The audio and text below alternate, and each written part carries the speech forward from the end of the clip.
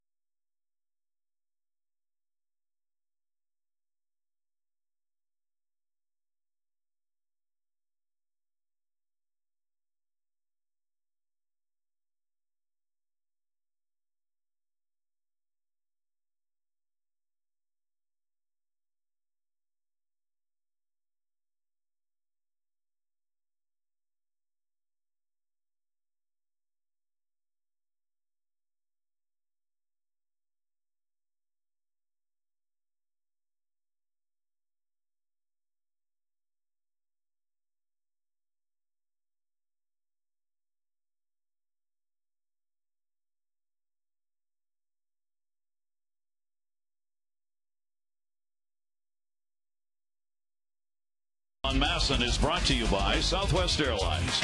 Book your next trip at southwest.com. And by Corona and Corona Light, official sponsors of the timeout. Relax responsibly. Well, it is the first day of September, and certainly Mother Nature has cooperated in that regard, as it is an early fall, late summer evening. Absolutely gorgeous day all across the Northeast. And here in Baltimore tonight, very few clouds, just a couple of high wispy ones, and a beautiful evening for baseball. Starting lineup for the Yankees brought to you by Southwest Airlines. It'll be Jeter, Damon, and Teixeira, Rodriguez, Posada, Cano, Swisher. Hinske gets the start tonight, and Cabrera. You'll see Swisher's numbers here at Camden Yards. Now it's time for the PNC scouting report for David Hernandez. Fastball, slider, and a changeup. Last time he saw the Yankees, first time into Yankee Stadium, he pitched a very strong 6 innings. He got no decision, allowing just 3 hits and a single run. Arm side command is a real challenge for him as he spins off his front leg and drags that arm through. He's got to lead with his hand to get that ball inside. Derek Jeter goes after the first pitch and fouls it away. Jeter comes off one of the best months that he has ever had in his career, which is saying a whole lot. as Derek Jeter led everybody in hits in the league for the month of August. The delivery to him, a breaking ball taken down low. As a result, he's hitting .334, fifth in the league. So Hernandez will get tested early here with Jeter at the top of the order and a 4-game hit streak as well. 1-1 delivery to him, fouled it away. Hernandez gets ahead 1-2. You see, Jeter has the ability to get that Hernandez fastball inside and just fight it off. It's a pretty good pitch from David Hernandez, but it's much more effective if it's down than up. He can flare that ball that's up into right field. 1 ball, 2 strike count. Jeter a 1 for 4 last night. Nick Markakis going over near the line and will not have a play. Virtually no breeze here tonight to start the ball game. If there is, it picks up a little going towards left field. 73 degrees and virtually no humidity at game time for this second game of the 3-game set. Hernandez ready, and the 1-2 delivery on the way, and Jeter will go down swinging. Well, David Hernandez wins the first battle of the night. Strikeout, 4-seam fastball. That's his bread and butter. That's the pitch he just struck out Derek Jeter with. That's his slider. An unusual grip in that he really grips the seam with his index finger, not his middle finger. And that's the 4-seam grip on the changeup. The ball comes out of his hand, has the same rotation as his fastball, but it's about 10 miles an hour slower. 24-year-old gets it into the veteran Johnny Damon. Damon is the designated hitter in this ball game. He's got a 7-game hit streak. He continued it last night with a 1 for 5. Damon will take the pitch outside for a ball. Damon has also been a red-hot hitter in this lineup for the Yankees, and they are the Bronx Bombers again. Swung on and missed. Hernandez a fine off-speed pitch. 24 home runs. He has already tied his single-season career high that he set in '06 in homers. 12 of his last 23 hits have been for extra base hits, something the Yankees got a number of in supporting the victory by Andy Pettitte in the ball game last night. Here's the 2-2 delivery on the way. Reached for it, and he's gone. Foul tipped into the middle leaders. Johnny Damon looked like he got up on his tiptoes trying to chase this high fastball. Take a look at 2-2 pitch. Actually, it's a high breaking ball. That's why he got a little bit excited about it. Watch his head. See if his head stays on line, he's going to be around the plate. And he did that time and got on top of it. It's 2 strikeouts in a row. Here is Mark Teixeira. That look at Hernandez brought to you by Northrop Grumman, the information systems powerhouse. 2 down, nobody on. Teixeira. 1-0 delivery. Mark Teixeira last night delivered a single. He had a 1 for 4 and a walk in the ball game.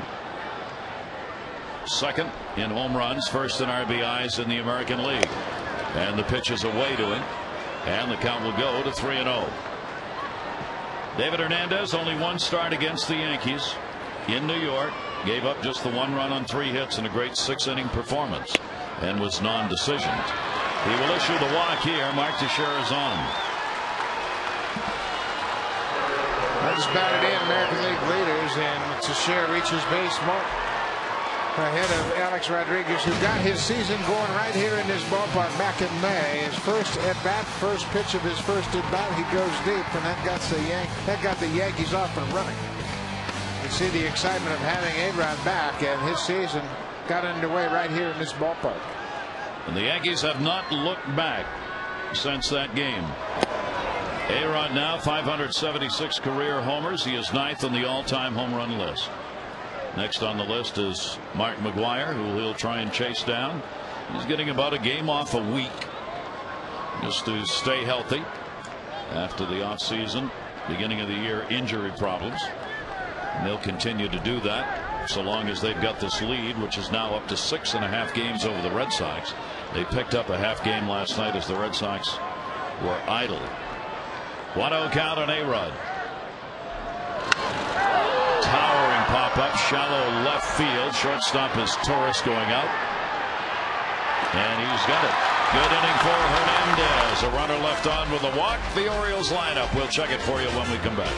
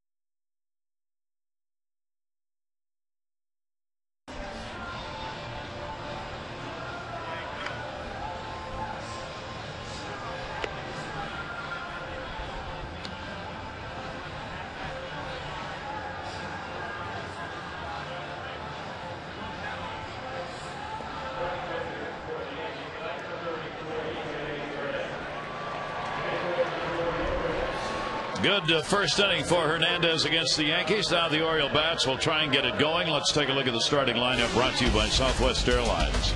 Orioles will have Roberts, PA, and Jones, Markakis, Reimold, and Scott. Scott playing first.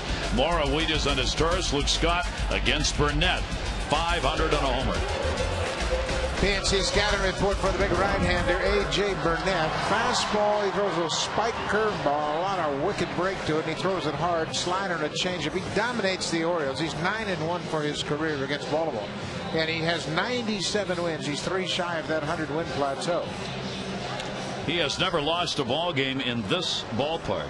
He is 4-0 against the Orioles at Camden Yards with a 3.82 ERA.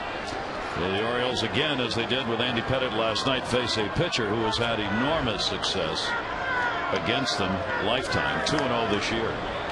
Brian Roberts stands in. He will take the pitch down low for a ball. Brian, a .265 hitter off Burnett, and has hit a couple of home runs off the Yankee right-hander. A-Rod is on the grass at third base. 1-0 delivery, and it'll be fouled away. 1-1. Now, A.J. Burnett doing a little groundskeeping on that mound. He kind of spun out in his landing foot there as he delivered that last pitch. And spikes off a little bit. He's got a terrific arm. Ball just jumps out of his hand, and he gets a lot of torque going through his delivery, and he just lost his footing as he spun out on that foot and just kind of looked down and kicked it to dirt a bit. All the movement he has is evidenced by some really high numbers. 17 wild pitches and 9 hit batters. I mean, that's an astounding set of numbers for any pitcher at the major league level. Burnett's got him. 1-2 delivery. Brian Roberts to short. Jeter's got it.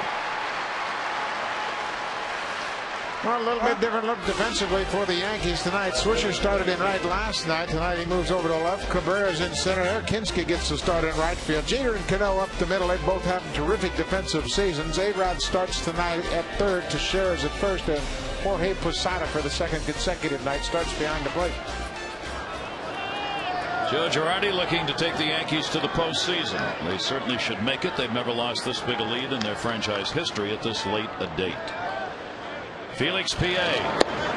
PA will take it for a strike on the inside corner. Certainly talking about hot bats. Here is one of them. He's got a 5-game hit streak, 8 for 19 during the streak. Continued it on Sunday against the Indians. And they haven't just been hits. He's hit some scorching extra base hits. Yeah, he's hit some home runs to the opposite field as well. And he's done a nice job. Terry Crowley's really worked hard with him to get him to have a little better plate discipline, hit strikes, not chase so many bad pitches. PA will take that one to left center field. He hit it good back near the wall, and he's got another one. Goodbye home run. Felix PA is just on a tear. And the Orioles take a 1-0 lead on his 8th home run.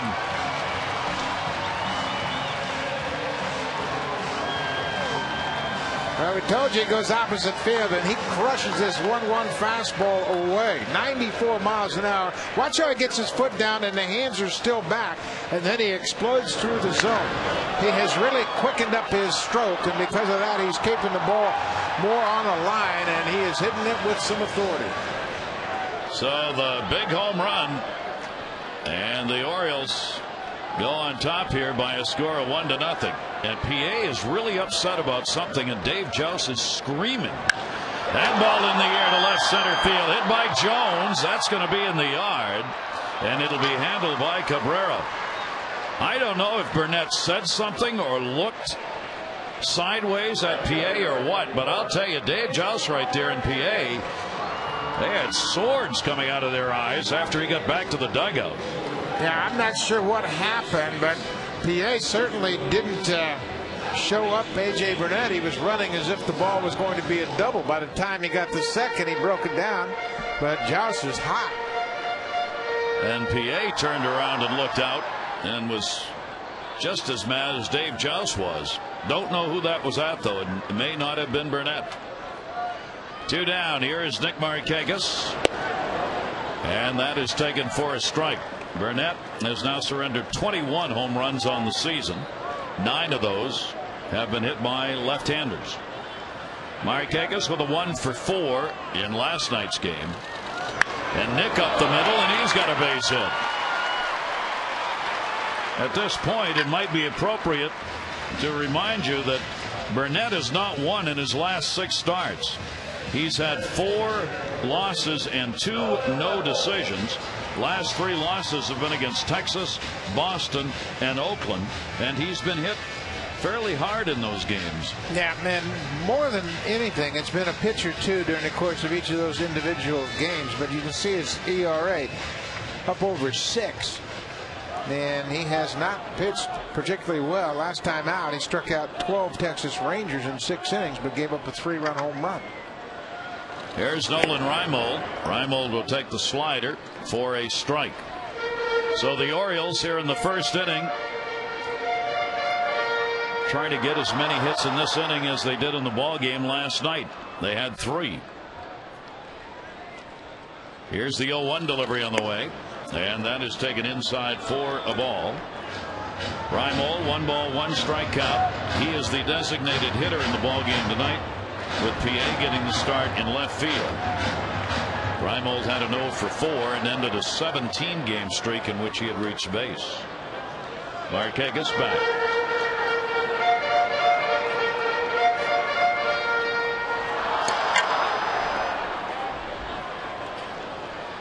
One ball, 1 strikeout. Couple of notes on last night on Pettit's performance. It was the 30th time this year that a pitcher has not allowed a hit over the first 6 innings of a major league game. 30 times. That's quite a lot of games for that to happen. 1-1 delivery. Reimold can't stay off the slider. 1-2. Yeah, that is quite a few games. You wouldn't think it would happen that frequently, but every once in a while, guy get on a roll, and then things just kind of catch up to him. That's the highest total since 2001 really? In any season. Boy, that's unusual. I wouldn't think it would be that unusual, but 30, I guess, is quite a few. 1 ball, 2 strikeout. Reimold. Nolan a chopper. This is going to be a tough play. A-Rod guns it. Doesn't get him. Infield hit. Reimold. Markakis goes to second base. Well, 3 hits and a run in on the inning, and the inning's still alive. Reimold just chops this breaking ball right off home plate.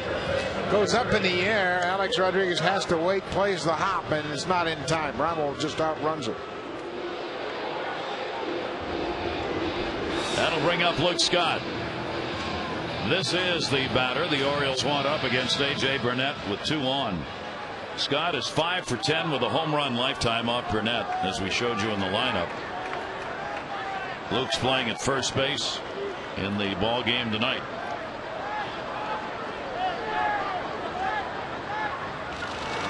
And that ball's hit hard to center. Cabrera's there, and he's got it.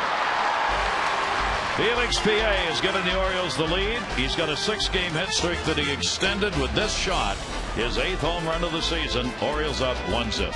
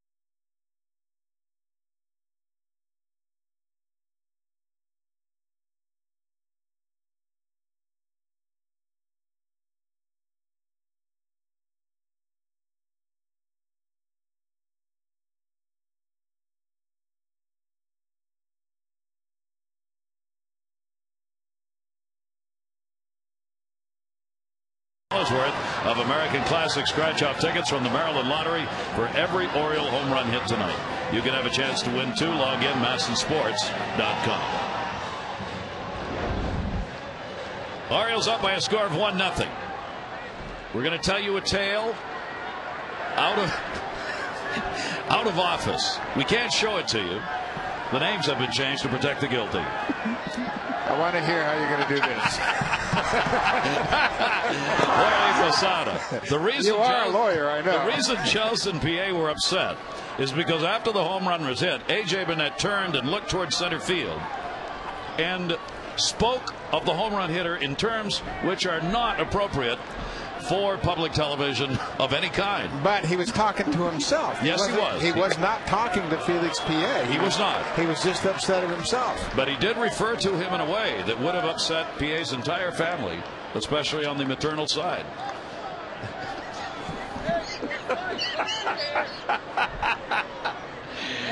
And Posada will take the pitch up high. And that resulted in the reaction from the Oriole dugout. Yeah, and then the Oriole dugout got very upset, but I don't think Burnett was directing anything directly at PA. I mean, I have seen pitchers holler at hitters as they ran around the bases and they were hot, but he didn't appear to have any reaction toward PA. I think what happened was PA actually saw him, because when he was speaking the words, he was facing second base, and PA was just about there and apparently picked up on what was said.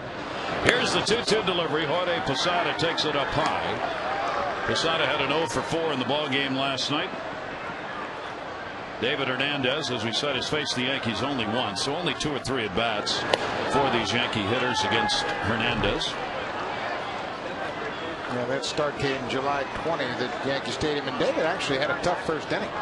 Pitched out of a bases loaded jam in the first inning, and then was able to pitch 6 very good innings and 3-hit ball.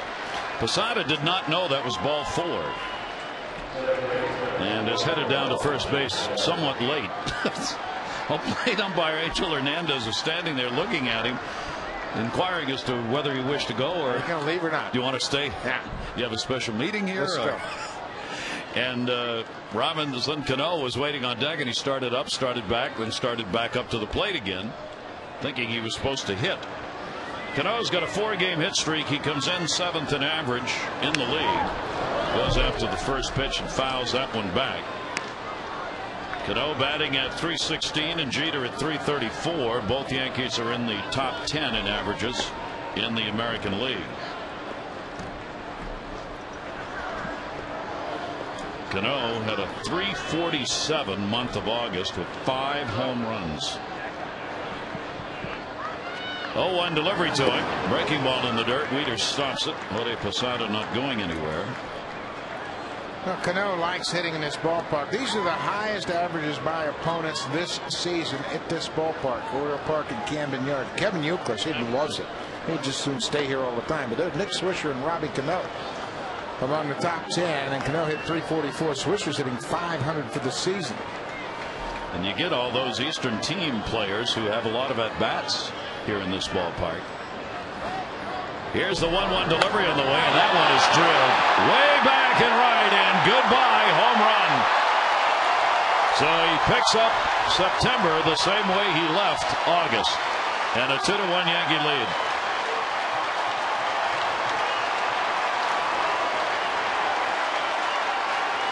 Home run 22 for Robinson Cano. His 2-run home run gives the Yankees the lead. They erased that 1-run deficit, and that's a slider that just didn't break down and broke in right into the wheelhouse of Robbie Cano, and he hits it onto the flag court. Well, Cano gets his 73rd and 74th runs batted in. The 15th home run surrendered by David Hernandez in 75 innings. And for Cano, that'll be the 14th home run in his career hit here at Oriole Park at Camden Yards. Here's Nick Swisher. And Swisher will take it for a strike. And David got that ball right where he wanted it, 96 miles an hour down and away from Swisher. Still nobody out here as the walk has scored that started the inning out. Swisher batting .255 right, .244 left. From this side of the plate, he's had 15 of his 22 home runs. 1 ball, 1 strike count. Swisher had a homer in the ball game last night. A double and a single in a 3-for-4 ball game. That was a terrific changeup, 12 miles an hour slower than his fastball. And we mentioned the grips. He throws his changeup with a 4-seam fastball grip. And because of that, it's got the same rotation, just not as fast. And obviously, Swisher was way out in front. Here's the 1-2 delivery. He'll ground that one to second base. Good location on that pitch.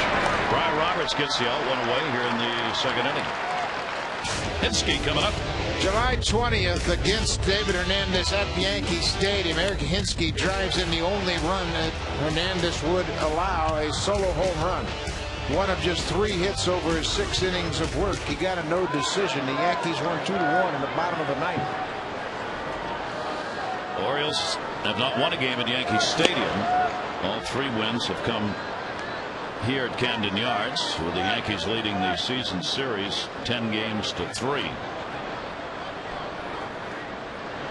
Hinske will pop that one back, and there'll be no play on it. Hinske certainly made a big initial impact coming to the Yankees. He had 5 home runs in his first 20 at-bats. He was acquired from the Pirates on June 30 for a minor leaguer. 1 ball, 1 strike delivery on the way. Hinske can play all over the place, which makes him very valuable. Third base, he's played in his career. He plays in the outfield, left, right. He's a pinch hitter. Gives you a lot of versatility. Here's the 1-2 delivery to him. Hinske to first. That's going to go off the glove, covering Hernandez. Not in time. Scott could not handle a hard hit ball. Hinske is on, probably with a single. Yeah, that ball was hit right at Luke Scott, but it's a hot shot off his glove side. He gets a piece of it. By the time he locates it, it's too late to get Hinske. Sees the play running out of the box and beats the throw easily at first. And they're going to call an error. So it will be an error called on Luke Scott, allowing Hinske to reach. And here is Cabrera coming up. And that will be taken outside for a ball. Melky Cabrera also has got a hit streak of 4 games. Did not have a good August. Hit only .223 in the month of August. 1-0 delivery to him, and that's a ground ball. Scott will play it, goes to second, gets the out with his Taurus. Orioles and Yankees close out their 09 rivalry here tomorrow night at 7:05. Tickets start as low as $15. They are going fast. At your last chance to see the Birds battle the Yankees at Camden Yards in 09. 888-848-BIRD or Orioles.com for tickets. Well, David Hernandez needs to keep an eye on Melky Cabrera in this situation with 2 outs. Yankees have already scored 2 in this inning. They have a 1-run lead, and this is a time for Cabrera to gamble with Jeter at plate. Derek Jeter, a strikeout victim, his first time up. Cabrera with a decent lead and a look and a step back. The reason it's a good time to gamble, if he steals it, he's in scoring position for Jeter. If he gets thrown out, Jeter leads off the 3rd. Hernandez to Jeter, bounced it, and that'll get him down there in a wild pitch. Hernandez 3rd wild pitch of the season. No, I don't care how big you are, that's one you just can't block. Watch where this ball hits. It almost hits in the grass in front of home plate, and Wieters plays it off his chest protector the best he could do, but it kicks back to the backstop, and Cabrera jogs down to second. So a runner in scoring position for Derek Jeter with 2 down. Jeter .288 with runners in scoring position this year. He's driven in 60. Fouls that one back. Thing you get from Jeter, and you get a lot, not only the RBIs, but perhaps even more important, the runs. He scored 94 runs and driven in 60. That's one of those combined whip numbers, but how much you impact a team crossing the plate. He's way up there. That is taken inside for a ball. 2-1 on Jeter. Yeah, and throughout his career, he's hit first, he's hit second, he's hit third occasionally, and it doesn't seem to matter where he hits. He's going to utilize the same approach. He has more hits and more runs scored against the Orioles than any other major leaguer active. Pitch is taken up high, and a 3-ball 1-strike count. Damon waiting on deck. Well, David Hernandez has shown time and time again he will not get rattled. He might give up some runs, but it's not because he's intimidated or afraid to throw it over. Runner off second, 3-1 delivery fouled away. Joe Girardi was very complimentary of Hernandez, relating back to the July start.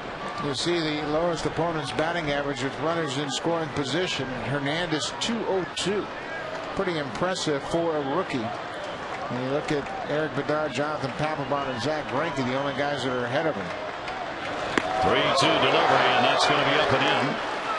And Jeter will draw the walk, and the inning will go on. That's 3 walks already surrendered by David Hernandez, and Kranitz is on his way out. Hernandez is not one of the pitchers that the Orioles are looking to limit in number of starts or innings pitched here in the month of September.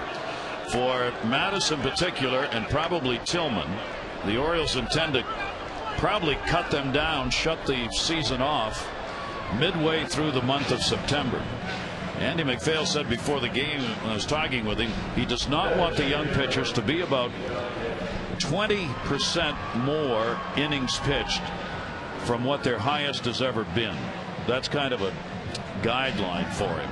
Yeah, and obviously you can understand it with Mattis and Tillman, especially with Mattis. You know, he's just a year removed from college. But David Hernandez has had 3 straight years of 140 innings. And no signs whatsoever of fatigue or soreness or anything that he's concerned about mechanically. So he will go on in the rotation without disruption. And he's big enough that you could jump on his back. He can carry 4 or 5 of us. He's a big, strong young man. 0-1 count. Damon, runners on at first and second base. Johnny Damon will take the pitch, and it is a strike. Damon, a strikeout victim, his first time up. Hernandez has thrown 140 or more innings each of the last 3, and he is at 131 2/3 combined this year coming into this game. 0-2 delivery. Damon down to first, fouls it off, and Hernandez out in front here with a 2-strike count on Johnny Damon. So if you give him that 20% criteria, he could be upwards of 170 innings and be well within the parameters. And he won't reach that if he pitches complete games the rest of the way. 0-2. Damon goes down swinging. Hernandez gets the strikeout, but the Yankees got a Cano homer, 2 runs off it, and lead it 2-1.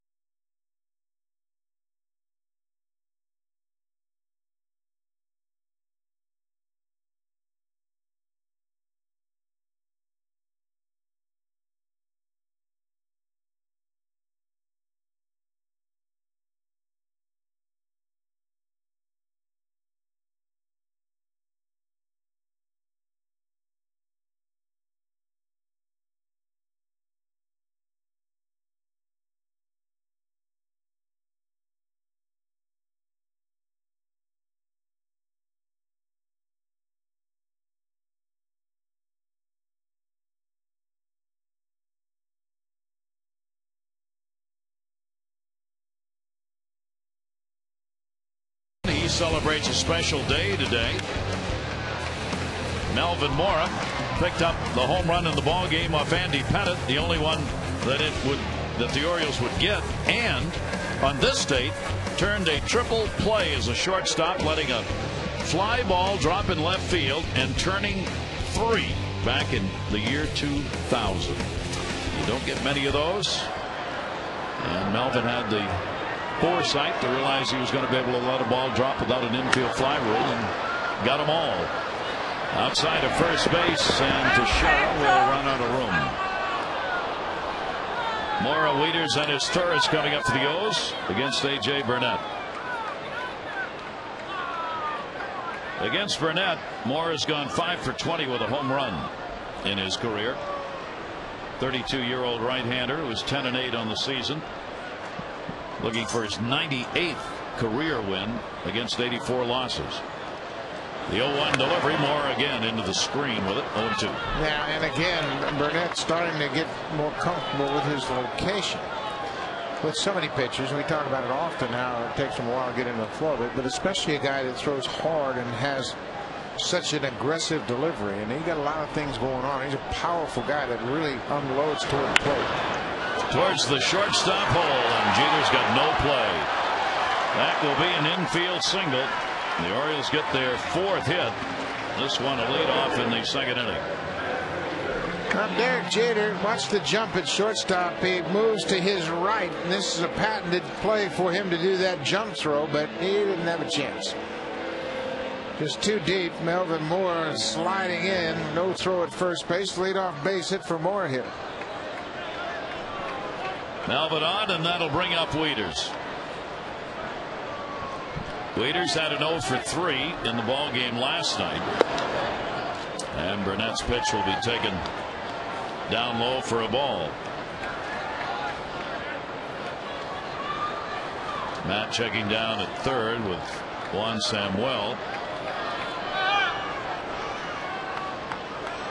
Wieters 210 right-handed, 308 left-handed this year. And Burnett will miss with that one, and 2-0. Yeah, and that's not unusual for a young switch hitter. And they have more success hitting as a left-handed hitter simply because you see many more right-handed pitchers. And in the minor leagues, you rarely see a left-hander. You just don't get that many opportunities to hit as a right-handed hitter. You might see a reliever here and there, but it's not that frequent that you're going to run into a whole bunch of left-handed starters. And we have seen a lot of left-handed starters this year in the American League. The Orioles have had left-handers lined up against them in many series. 2-ball, 1-strike count. Pettit, of course, the left-hander last night. The Orioles 20 and 29 against left-handed starters. Broke the back ground ball. Jeter won. And yes, they will get the out. Cano, says Lance Barksdale, was taking the ball out of the glove to make a throw. Well, you got to have an action of getting the ball out of your glove. Jeter goes to the hole. They get the lead runner. Watch Cano. I don't know if he ever had control of the ball when he goes into his glove. The ball kind of just hit the glove and came out. Barksdale says he had control of it. I don't think he ever had control of it. If you go into the glove and reach the ball, pull the ball out of your glove, and then drop it, that would count as a force out. And that's what Dave Tremblay is arguing right now to Barksdale, and obviously he's going to lose another one. Umpires don't change their mind too often, and watch Jeter as he throws a Cano over the bag, and it just came out of his glove too quick. He never had a hold of it. Yankees get a break on that one. Records the first out of the inning. Wieters now at first base. Is Torres batting 9th tonight after batting 2nd last night's game. He's had no success off Burnett, 1 for 12 off him. But his Torres certainly has had success on the season. Had a .263 month of August. And we'll chop that one foul at the plate, and a 2-strike count. You know, if Cesar Asturis were hitting .230, he'd be an asset, given how well he has played in the field. But he has been a real bonus and got some clutch hits. had some big offensive days. You look at his overall numbers, just 26 RBIs, but there's enough offense on this team not to need it at shortstop. 0-2 count. Wieters off first base. A.J. Burnett with one away. That's going to center, and that's going to be a base hit. 2 hits in the inning, 2 on and 1 down. The Orioles and Masson have teamed up to make those tickets even more affordable for the rest of the year. You can get Masson Maximum Access tickets, upper level of the ballpark, $1 for any remaining non-prime home game. Masson Maximum Access tickets. They are first come, first served. You got to get them at least 24 hours in advance online at Orioles.com. There are only a few dozen dollar tickets remaining for the weekend series with the Rangers, so we hope you'll go. Check it out, Orioles.com right now. $1 seats. Here is Brian Roberts, 2 on. Orioles down a run. Roberts takes the strike, lined out his first time up.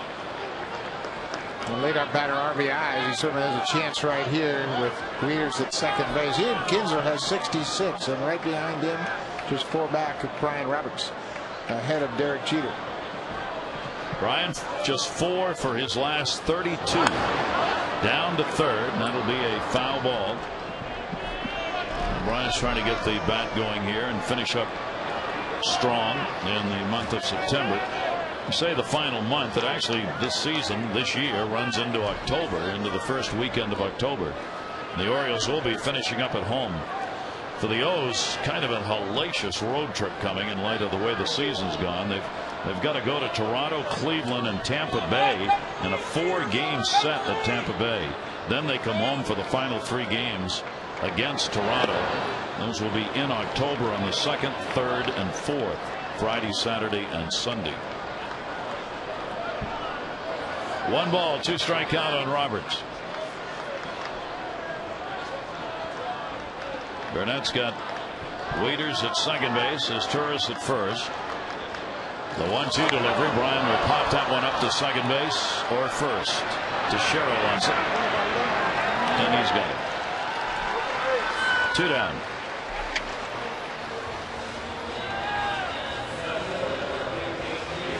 Felix Pierre steps up with 2 on, 2 outs. First at bat against A.J. Burnett with 1 down in the first. He goes opposite field for his 8th home run of the season. He has done a terrific job. 5 home runs in his last 8 games. And now a 6-game hit streak for PA with the homer. And that's going to bring Jorge Posada out to go to the mound here. Now these two have had their problems getting their heads together from time to time. In Boston, A.J. Burnett visibly upset throwing a pitch to David Ortiz when Posada was catching. They said it's no problem. They covered it up in the appropriate fashion. PA with a big cut with the homer. PA is now 3 for 6 lifetime off A.J. Burnett. Obviously for PA a big month. He wants to go out with the guns a-blazing, if not for the Orioles, then for somebody. And he wants to play next year and put up the kind of numbers that'll have people looking. Burnett with the 0-1 delivery to him, and that'll be an inside-out pop-up. Rodriguez over, and he's got it. No runs, 2 hits, no errors, a couple left on base. Orioles have stranded 4 through the first 2.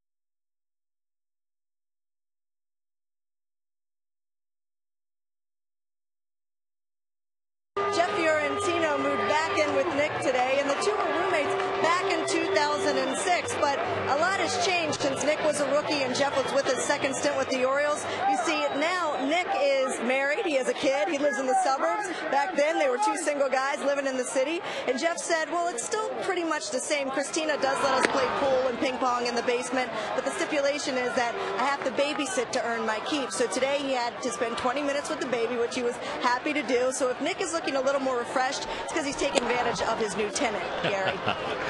That's not a bad idea, actually. That's one of the call-ups you're looking at right there. Jeff Fiorentino, Matt Albers, Alberto Castillo, and Dennis Sarfate were added to the roster today. Rich Hill was on the 60-day DL in order to make room for Fiorentino on the bigger roster. So they're all here and available. Mike Teixeira leading it off, third inning. He drew a walk his first time up. There's liable to be another wave of players up to the minor leagues on the 8th of September after the minor league season is over. 2-2 delivery on the way. May have just missed on that one. Nick Markakis in the corner, and he's got it. Teixeira retired, one away here in the third inning. That'll bring up A-Rod. A-Rod had an interesting day today that nobody knew about till after the fact. A-Rod went to Baltimore's Milford Mill Academy and spoke to some 500 student athletes.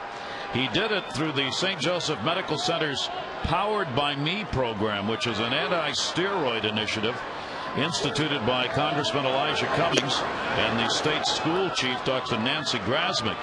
He went today under the condition that it would not be open to the media.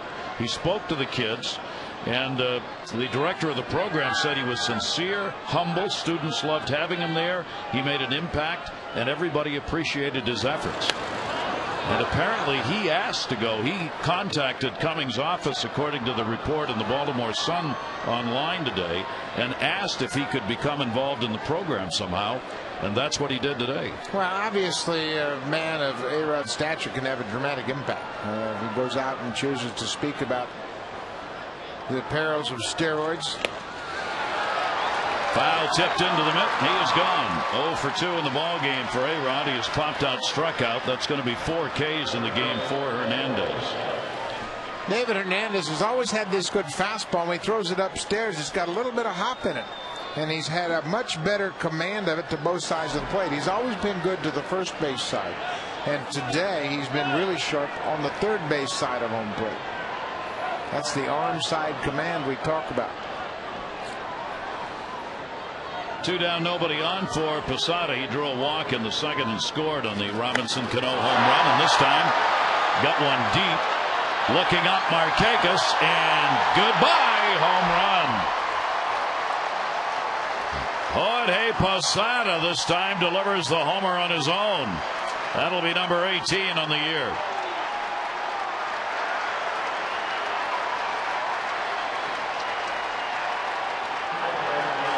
Well, take a look at Matt Waiter's target here. He's going to set it on the outside part of the plate and misses on the inner half and basically stays over on the inner half.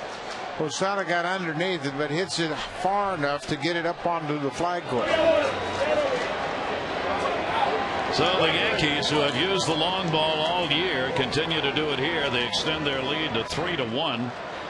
2 home runs in this game off David Hernandez. This one comes with 2 down and nobody on. And here's Cano, who had the first home run of the season, of the game rather, against David Hernandez. Where the Yankees have really pounded it out, and everybody talks about Yankee Stadium, the new home run yard, and it's true. They've hit 117 home runs at home, but they've also hit 87 home runs on the road. They've out-homered opponents 87-69 away from Yankee Stadium, adding 2 more to it here tonight. 2-0 count. 2 down, nobody on. Hernandez pitch will miss outside, and Cano's ahead on the count 3-0.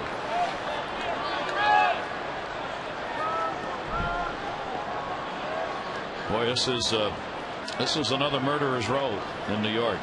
Yeah, this lineup's tough. It's balanced, and you get deep in the order, and you have guys at the bottom of the order that can hit.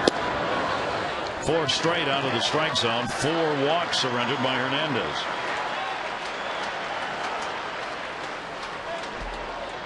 That's the one thing that'll really cause you problems against the Yankees is they're so patient, and they know they have protection behind them. It's not as if 1 or 2 guys in this lineup have to carry the offense. They don't look to Teixeira and A-Rod every single night and say, you got to hit for us to win. Yep. Hernandez has not walked more than 4 in a ball game. He has done it now for the 3rd time this year. You see the home runs, 204. The only team in the American League beyond over that 200 mark. Texas not far behind. And then a big drop off to the Red Sox. Nick Swisher, he grounded out his first time up. Runner on at first base and 2 down. Swisher will take the pitch inside for a ball. Swisher lifetime against the Orioles, a .273 hitter with 14 home runs against the O's. He has had a very good season against Baltimore pitching this year, batting .419. He's got 13 RBIs against the Orioles, and that one Markakis will have room for, and he's gone. But a home run by Jorge Posada, the second for the Yankees tonight, has added to the lead. The Oriole bats coming up trailing 3-1.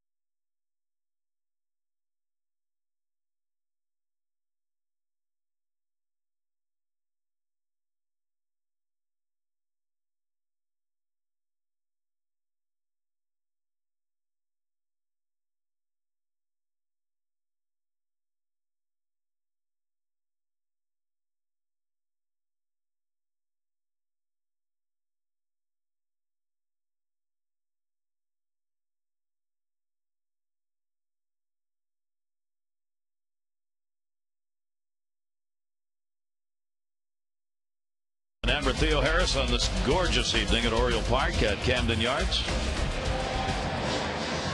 It is a 3-1 lead for the Yankees. Texas beat Toronto this afternoon by a score of 5-2. They've got another game to be played, a doubleheader. How about that one last night? Toronto up 11-0. Texas came back, made it 11-10, and Toronto scored 7 in the top of the ninth. A little offense in that game, you think? Adam Jones takes it outside. He flied out his first time up. The version of coach pitch. Yes, really. 1-0 count on Jones. Adam hitting at .279, but really struggled in August with just a .211 batting average. That pitch will be taken for a 1-ball, 1-strike count. Well, we come into today's play with New York leading the Red Sox by 6.5. Detroit's got a 3.5 game lead over Minnesota. Fastball inside. Angels have a 6-game lead over Texas. The National League Phillies running away with the East, 7.5 over Atlanta. St. Louis even more so, 10.5 ahead of the Cubs. And Los Angeles now with a 5.5 game lead over both Colorado and San Francisco. 2-1 delivery. That's going to be inside. Then you turn to the wild card race where all the fun is. Yeah, you can see Texas just 3.5 back of Boston, Tampa Bay, a game and a half behind the Rangers. Seattle, Minnesota, Chicago. Minnesota's only hope is to catch the Tigers. Chicago waved the white flag yesterday. Said we're done. Contreras and Jim Thome were dealt. Thome going to the Dodgers. Jose Contreras going to the Colorado Rockies. Out of nowhere. Yep. Those were last-minute decisions that were made. The Dodgers were really excited about it, getting John Garland from the Arizona Diamondbacks, who's probably pitching as well right now as he's pitched all year. And Jim Thome, whom Ned Colletti, the GM of the Dodgers, said is not going there to play the field. They want him as a pinch hitter. Strike 3 call. Jones retired.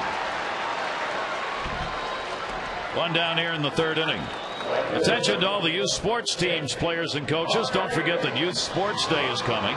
It'll be Sunday, September 20th, where the Red Sox will be in town. Your team of whatever, football, lacrosse, basketball, baseball, you can take part in a pregame parade around Oriole Park and enjoy group pricing for tickets. 888-848-BIRD to Orioles.com. That's September 20 for youth sports teams. Nick Markakis on a single his first time up. He will take that one for the strike. Thome can become a free agent after the World Series. 0-1 delivery on the way. Markakis will take it. 0-2 a strike. Yeah, Thome with 23 home runs before he was dealt to the Dodgers. Still's got some pop in his bat, but obviously at this point of his career in the National League, he's limited to a pinch hitting role. And he had to waive the no trade clause in order to go. Swung on and foul tipped, and it'll stay at 2 strikes on Markakis. Interesting link with the Dodgers. He and Manny Ramirez are reunited. They both came up with the Cleveland Indians, and Manny's comments were quite interesting. Called him the best teammate he ever played with, and he's anxious to have him in the clubhouse and on the bench with the Dodgers. That's a reuniting of big circle completed there. 0-2 count. Burnett has walked none, struck out 1, and we'll have to wait. Garland's got $1.5 million still coming on a $6.25 million deal. He's also got a $10 million option available, so Dodgers will deal with that after the season. Pitch is taken outside, and the count goes to 1-2. I find the more intriguing sign was that of Brad Penny to the Giants. Brad Penny, who last pitched in the National League West with the Dodgers, and that's as heated a rivalry as the Yankees and the Red Sox. Yep. Some surprises at the last minute. He had to do it yesterday to get people available for the playoff rosters. The interesting thing that White Sox fans may not be real happy about is that while they are 6 games out, they have 6 games left against the Detroit Tigers in the month of September, team that they are chasing. But Kenny Williams, GM, Chicago, decided, nope, we're not going to make it. 2-2 fouled off, or at least not going to make it with the team they currently have. They get rid of Contreras, who was driving Ozzie Guillen crazy anyway, and they get rid of a real beloved player in Jim Thome. Well, in the one trade they made, Alex Rios has 1 home run, 3 RBIs in 15 games. Oops. Yeah, that's not working out just yet. 2-2 count. Markakis and Nick battling here against Burnett. Markakis is 9 for 30 lifetime against Burnett. Orioles down here by a score of 3-1, bottom of the 3rd inning. PA with a home run for the Orioles. Cano a solo shot, a 2 RBI shot, and Jorge Posada the solo homer, accounting for the 3 runs to the Yankees. 3-2 delivery, and that'll be fouled off. It'll stay full.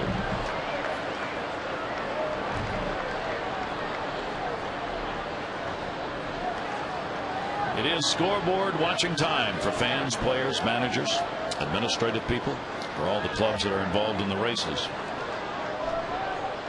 Here's the 3-2 delivery, and Markakis wins the battle. A base hit into left field. Swisher Gets it back in after doing the somersault roll out there. Markakis is 2 for 2. What a play by Nick Swisher. He can smile about it now, but that ball really took a wicked hop on him, and he was able to react. Watch this ball kick to his right. He's got to dive to glove it to make sure Markakis can't get to second base. And that was a heck of a play. That ball had a lot of spin on it, really kicked to his right. See how that plays out in the inning. So that goes by him, and Markakis is at least a second. Orioles have their 6th hit. 5 singles and a homer. Pitch is down low for a ball. Nolan Reimold, a single, his first time up. Reimold checking with Samuel at third base. Orioles getting some runners on here against Burnett, now looking for the big hit. 1-0 delivery. Slider is going to miss outside. Reimold has hit only 190 against the Yankees on the season, 4 for 22. One of the hits a home run and 1 RBI against Yankee pitching.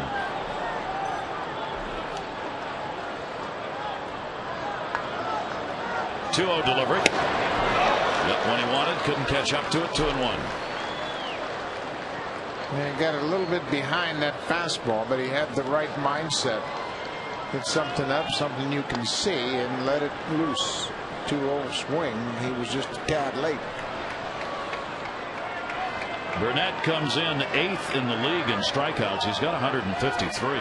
He's also walked more than anybody else, 80. So he can be all over the place. Pitches outside, and the count will go to 3-1. He's always been a power pitcher. He was drafted #1 by the Mets and then traded down to Florida and was part of that roster in 2003 that won the World Series. He wasn't active. He was hurt at that time. But he's always been an intriguing power arm. 3-1 runner goes. Reimold strikes out. Throw. Not in time. Nick Markakis will get a stolen base on the strikeout. Reimold at the plate. Oh, take it back. Sorry. Not a strikeout. It's only 3-2. Yeah, Markakis gets a pretty good jump. Posada makes an accurate throw, just not in time to get Markakis. Throw is just a tad off to the shortstop side. Cano with good position tries the swipe tag, but it's late. Now Markakis gets himself into scoring position.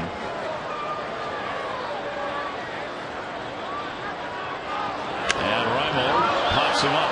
That'll be back behind the screen. The count will stay at 3-2. Markakis 5 out of 7 in stealing bases. Reimold was trying to protect him on the big cut he took. The Orioles have the potential tying run at the plate.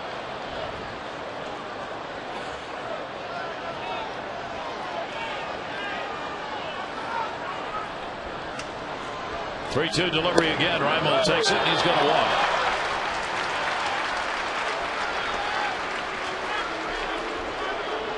Well, he continues to have one of the best eyes on the Orioles team, knowing that strike zone. Nolan Reimold. Yeah, he's shown an awful lot of plate discipline for a young hitter. He's got some power, and the tendency is for young power hitters to expand the strike zone, but he hasn't done that, and he's gotten big walks in key situations. He felt with 3 strikeouts last night. 2 of those came on pitches that were ball 4.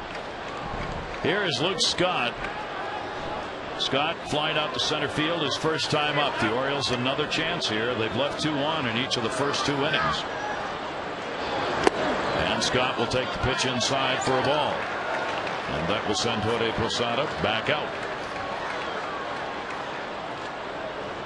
Orioles continue to have the best batting average at home.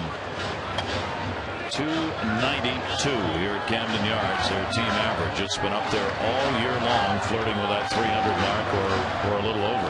Yeah, and you can see the home average here the last several years. 2006 they hit 290, 2004 280 as they did in 2007. It's a good hitter's ballpark. Hitters love to hit in this park.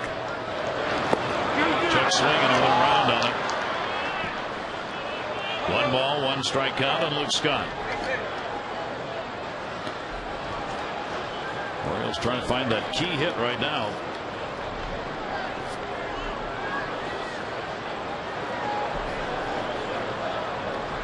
Markakis off second base. He had a single. Reimold off first. He had the walk.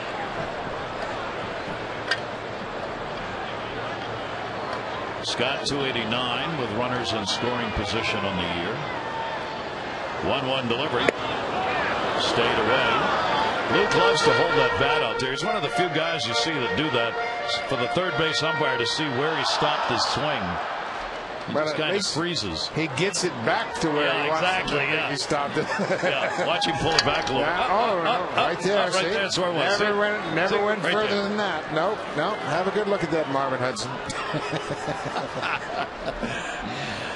2-1 delivery on the way, and that is outside. And Burnett with a 3-ball, 1 strikeout. Burnett living dangerously here early in the ball game, with the Orioles picking up the 6 hits off him. A walk, couple left on each of the first 2. Now Luke Scott in a hitter's count here with 2 on.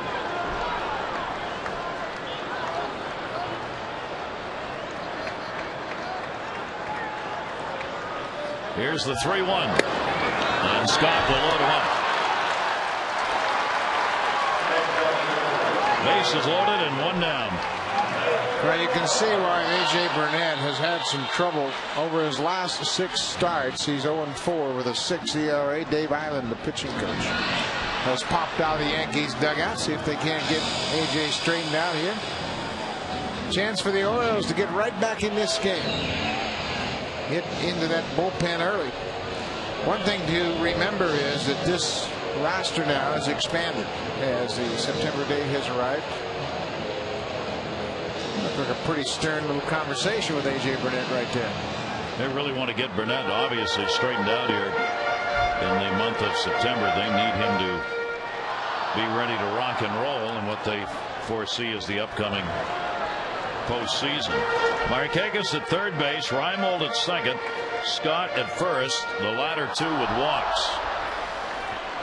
And this all began with 1 out when Nick Markakis had a very good at bat, fouling off tough pitches, and finally got the base hit to left field.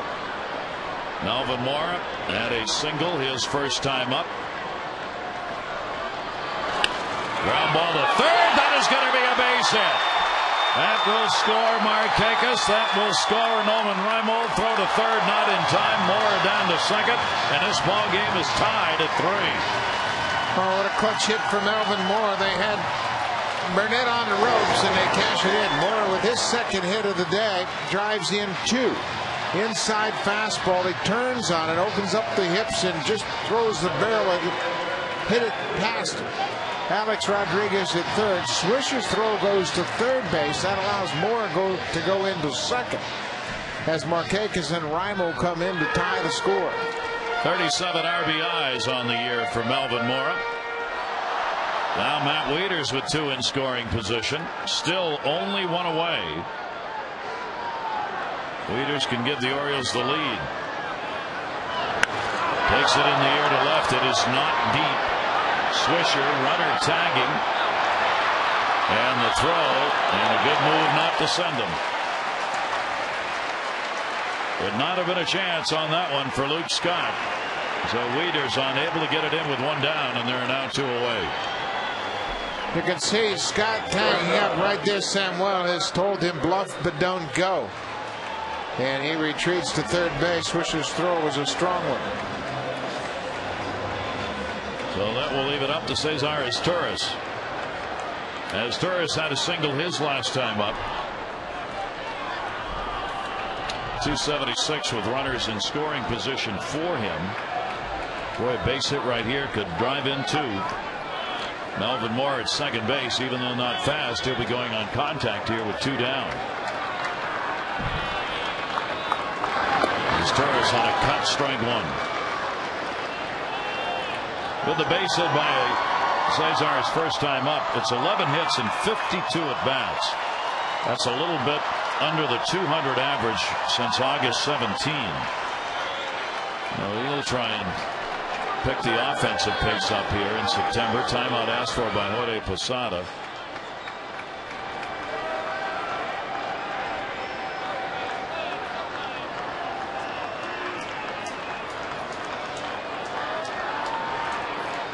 Oh, 1 delivery on the way. As Torres takes it, it will miss. And a 1-ball, 1-strike count.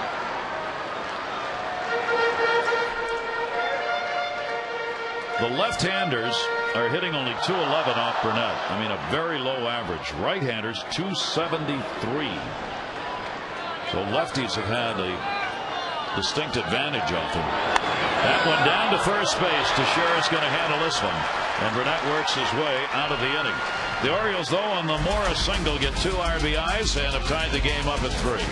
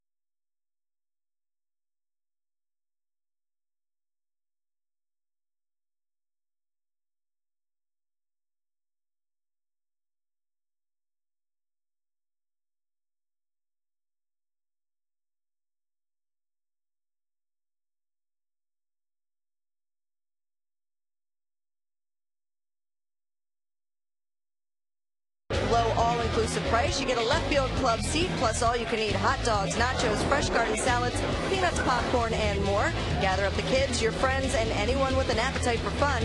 For more details on the left field club picnic perch, call 888-848-BIRD or visit Orioles.com. Gary? Yum, yum. 3-3 ball game. And that'll be fouled back by Hinske, who reached on an error his first time up. So David Hernandez. 4 walks, 4 strikeouts, 1 wild pitch. But right back in the game with the offense tying it up with a Mora base hit. 3-7-1 for the Orioles. 3-2-0 for the Yankees. Yankees have had just the home runs, but the walk to Jorge Posada, one of the runs has crossed the plate.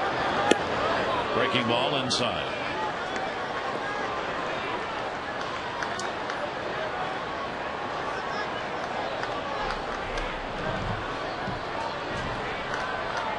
One-two delivery to Hinske.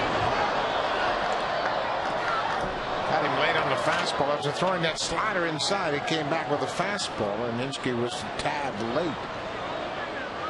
And now he's in a position where he can elevate the fastball and might get him to pop up or swing right through it. 1-2. Hinske, center field. Adam Jones camped under. One away here in the 4th inning. A 5th and final date has been added to enjoy Oriole Park's newest location, 2110 Utah Street, presented by First Fidelity Mortgage. Team up with Nick and Adam and their fans Saturday, October 3, just $21. You get a reserved Utah Street bleacher seat, the exclusive I Live at 2110 Utah Street t-shirt, and there is a date coming up this Saturday. Will be sold out soon, but there will be the date on October 3 as well. 888-848-BIRD or Orioles.com. Cabrera, fielder's choice, first time up. Melke will take it away. For David Hernandez here in his home yard here at Camden Yards, 2 wins, 3 losses, and a 4.01 ERA. About 3/4 of a run better ERA here than on the road. I think the one thing we talked about in the open was not so much the win-loss record in this month. It's going to be a challenging month given the opponents they face, but it's the effort, it's the drive, it's the commitment you see from the individuals. I think that's what the president of baseball operations, Andy McPhail, is looking for. See, I like PA's explosion into the home run. I like that. Absolutely. He got upset. Whether Burnett was talking to him or not, he didn't like what was said about him. Let him know. Swung on a miss. Rivera goes down swinging. That'll be the 5th strikeout by Hernandez. Well, Hernandez has always been very good, top of the zone, and you can see right at the top of the strike zone. And it's not 97, it's 92, but he's got a unique finish on it. It just kind of stays up there and skips over the top of the bat. His high on the season in strikeout 6 that came against Oakland. He's got 5 against the Yankees. He's probably the only guy on the Orioles staff that can get away with throwing heat upstairs. Yeah, I think right now, yeah. And he's been like that throughout the minor leagues. That's been his MO. You have seen guys like that in the past. A guy comes to mind, Pat Henke, who won the Cy Young Award in '96, and he never threw much more than 91, 92 miles an hour, but he could pitch upstairs. Derek Jeter, 1-0 count. Jeter has walked and struck out, and will take the pitch up high, 2-0. You know, getting back to Felix P.A., it's an emotional game. I mean, he's just trying to do his job. He hits a home run, and in fact, he thought that it was inside the park because he was running as if it were going to be off the wall, and he didn't break it down until he got to second base. I like emotions. I think it should be. You should show emotions. It's a fun game. Absolutely. It's supposed to be competitive, and you're supposed to be up and ready to play, and PA was doing that. And one professional doesn't use that term about another that Burnett mouthed, even if to himself. Pitch is taken up high, 3-1. We have all thought that. I have never thought that about you. You know what I mean? See? I've never thought that. But you get out there, and in the heat of battle, you get frustrated, and you know things happen, and you wonder why did that happen? That shouldn't have happened. He shouldn't have done that, but he did. Yep. 3-1 delivery on the way. Jeter down the line. And that's the beauty of baseball. You know, baseball, unlike any other sport, there are no physical limitations to how big you have to be, or how fast you have to be, or how hard you throw. Any given night, you know, David Eckstein can take you deep. Or you can strike out big, strong guys and just mow them down and never really have any concerns. Yep.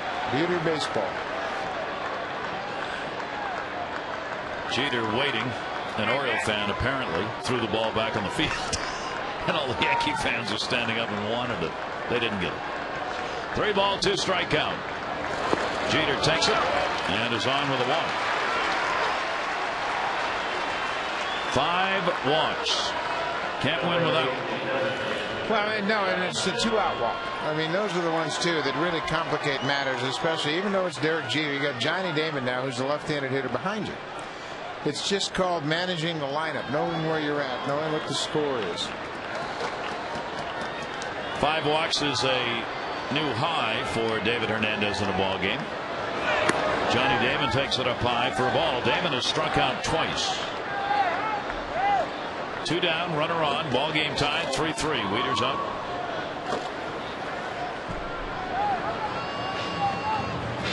And David got Damon on a slider in the first inning for the strikeout and a fastball in the second.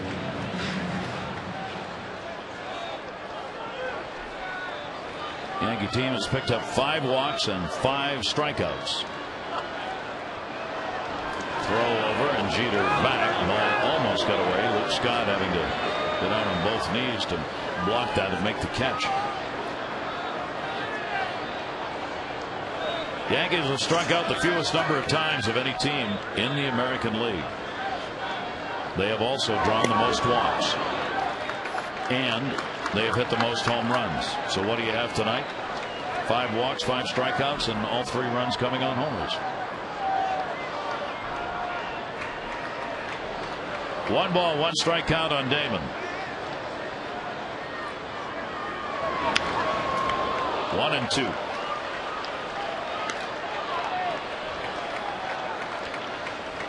Hernandez has been able to get ahead of Damon all 3 at bats and put him away with the strikeout on the first 2 times. Jeter not a big lead over there at first base.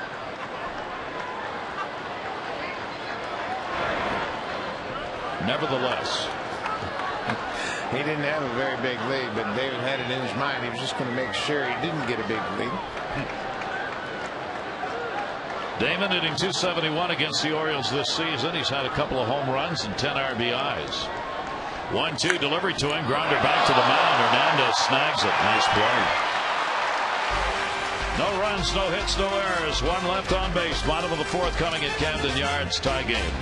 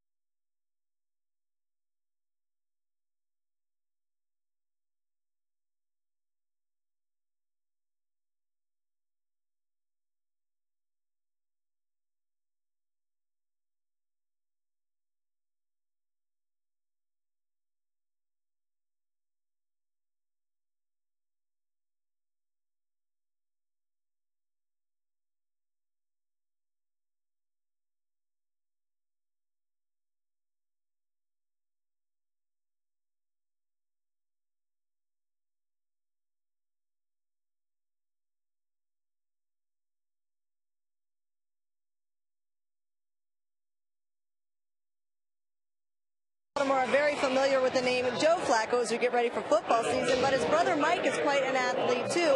He's in the Orioles organization. He's a third baseman, also plays a little first in Bluefield, and for the week of August 25th, he was named the Appalachian League Player of the Week. He has batted .395 in his last 10 games, so it's good to see another Flacco finding success with the Baltimore franchise. And just a reminder, the Ravens season will be upon us in just about a week and a half. September 13th is the opener, and you can join us on Ravens Extra. It is the post-game show following every Ravens game this season. So on September 13th, I'll see you after the game. Gary. Amber goes right from the diamond to the gridiron as the football preseason games continue with the season closing in. Brian Roberts will lead it off. Roberts has gone 0 for 2, 0 for 5 in the two games so far against the Yankees. A.J. Burnett, 2 walks and a strikeout so far. Roberts fouls it back, 1-1. Series will conclude tomorrow with Jason Burkin 4-11 against C.C. Sabathia, who is 15-7. Coming off a terrific month of August, 5-0 in August for Sabathia. Burkin himself starting to throw the ball a little better of late, much more consistent. Sabathia will try and join Adam Wainwright as 16-game winners in the major leagues. The Cardinals starter, the first to reach it, did it on Sunday. 1 ball, 2 strike count on Roberts. The Orioles with PA and Jones to follow here in the bottom of the fourth inning. The 1-2 foul back.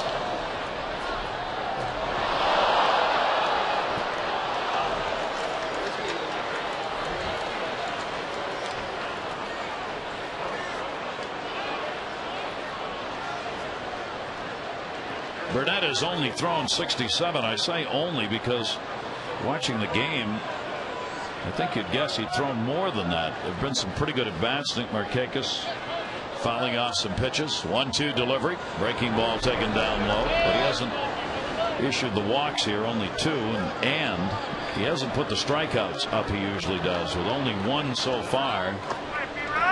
He's got 159 in 168 innings. Yeah, and it's been kind of a struggle, and that's why you would think that the pitch count would be higher than it actually is. But when you think about it, just the 2 walks, and he's been able to minimize the damage of 7 hits. Here's the 2-2 delivery to Roberts. He'll take it on the inside corner. Add another K, 1 down here in the fourth. This looks like it might have been a changeup. Well, it was a fastball inside. He threw that fastball with 2-seam grip and got the inside corner. That's why Roberts kind of froze on him. Felix Piet delivered the long ball, his 8th of the year in the first inning. And he will foul that one back. First run on the board for the Orioles and their early lead. The Yankees would then go up 2-1, then 3-1, and the Orioles tied it up in the third, 3-3. Piet getting his first home run against the Yankees on the season. 5 hits, 20 at bats against them, and this time he tries to bunt his way on and fouls it back. He had A-Rod back and moved over towards short, so if he had gotten it down to third, he would have had one. Yeah, obviously hitting in the 2 spot, that's always a good idea if you sense that you can get on ahead of Jones and Markakis. We're taking a shot. Burnett with the 0-2. In the air to center. Cabrera. 2 down.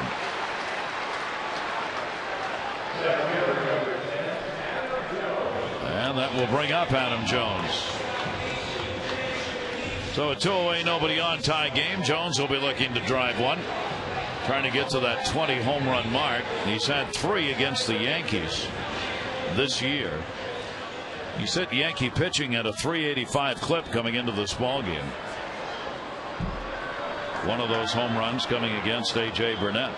0 for 2 in this game. He's flied out and struck out.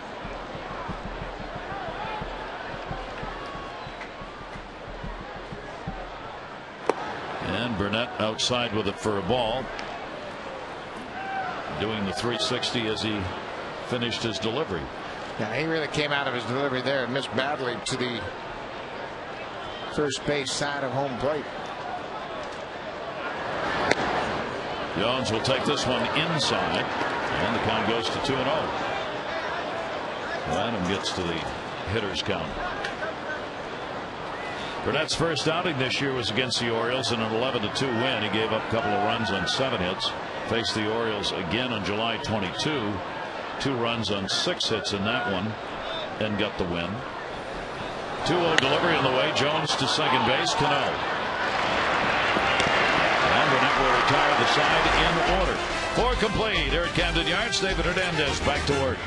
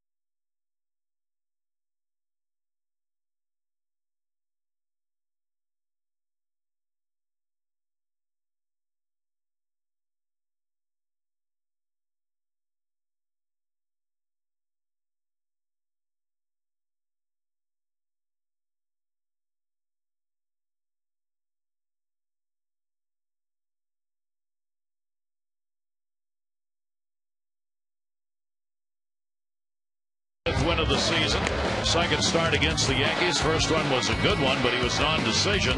In this one, got a lead, then fell behind. The Orioles got him back, so he's very much in the ball game after win number 5. See the American League's current rotations and the number of starts in the Yankees rotation as we speak. Over 1,000 starts, and they average over 30 years of age.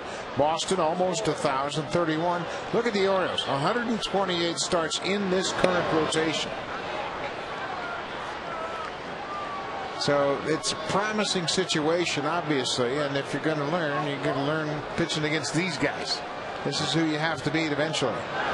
Back to Teixeira. Will take it down low. Teixeira's had an 0 for 1 and a walk in the ball game.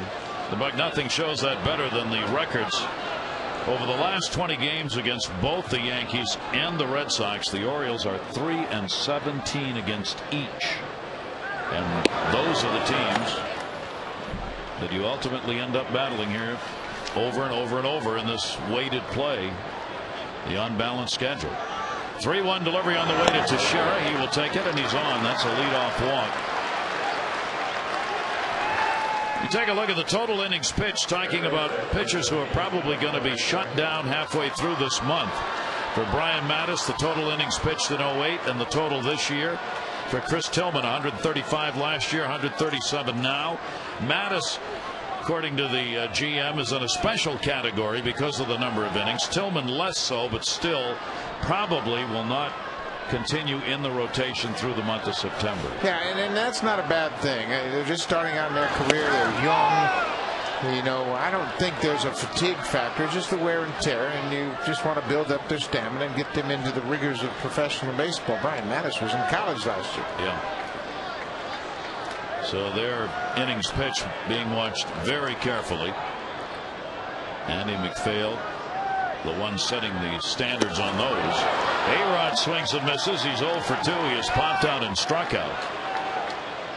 He comes in with a 9-game hit streak, batting at .269. He's really upped the average here over the last month. 23 homers, 70 RBIs for him. Hernandez 0-2. 1 ball, 2 strike count. When you look at this lineup, we have talked about the fact that when you're pitching to a lineup like this, there just aren't any rest spots. You just have to be focused on every batter and pitch them aggressively. I don't mean pitch defensively, but aggressively, and just kind of go after them and make good quality pitches. Runner on first, 1-2 delivery. A-Rod's only had 6 hits and 32 at bats against the Orioles this year. He has had 2 home runs, though, and amazingly, with that average around 200, he still has 8 RBIs against the Orioles on the season. 2 ball, 2 strike count. Teixeira off first, and swung on and missed. Got him again. 6 strikeouts. Hernandez. Good old country hardball. He rears back and throws that 94 heat out on the outside part of the plate and just overmatched Rodriguez. You can see he swung underneath. That ball just has that little extra carry on it. It just has a little kind of a skip to it that a lot of guys can't square up on. So Hernandez continues to equal his walks and strikeouts. 6 walks, 6 strikeouts in the ball game, up to 87 pitches. Jorge Posada walking a home run, his 18th. Came in the 3rd inning with 2 down. Now this ball game tied at 3, and still just 2 hits off David Hernandez by the Yankees, the Cano and Jorge Posada homers. Runner at first, 1 away. You're looking at this lineup. You got in the middle of this order 4, 5, 6 Rodriguez, Jorge Posada, and Robinson Cano.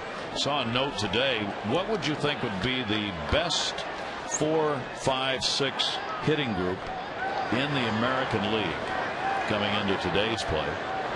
2-0 delivery up high. 4, 5, and 6. It's not the Yankees. It's not the Yankees. The Angels. It's the Angels. Yeah. With Vladimir Guerrero, Juan Rivera, and Kendry Morales in the order, they have been red hot. They had an 8 for 13, 3 home runs, and 7 RBIs last night in their ball game against Seattle. On the year, they're hitting .311 as a group, 293 RBIs, 88 home runs, which is 1 shy of the Phillies total for the middle of the order. 3-1 delivery on the way. Jorge Posada will take that one. 3-2. Kendry Morales is going to get a lot of MVP consideration. Jorge's bad at bat. He's had a bad counter tonight. He thought he had ball 3 and he stayed at home, and now he thought he struck out tonight. Watch him. He's going to go back. This is strike 2. Oh man. Hey George, hold it. Wait, it's 2. Go back. What? Okay. Okay, got it. I got it now. He lost his counter. Look at Angel Hernandez going, where are you going? You've had enough? You want to hit? Want to hit some more? Look at Jeter. 3-2 delivery. And he fouls it off at the plate. You can smile like that when you're 6.5 games up in the division lead. Yeah. And the catcher forgets the count. And you've been teammates forever. Yeah. And Jeter will give it to him because earlier he wanted to stay at home on ball 4. Look at Jeter. He's got a little twinkle in his eye. He's thinking about what he's going to say to Posada when he gets back. He's also asking to be judge at the next Kangaroo Court. And with a 3-2 count and a runner on, Wieters asks for the timeout and heads out.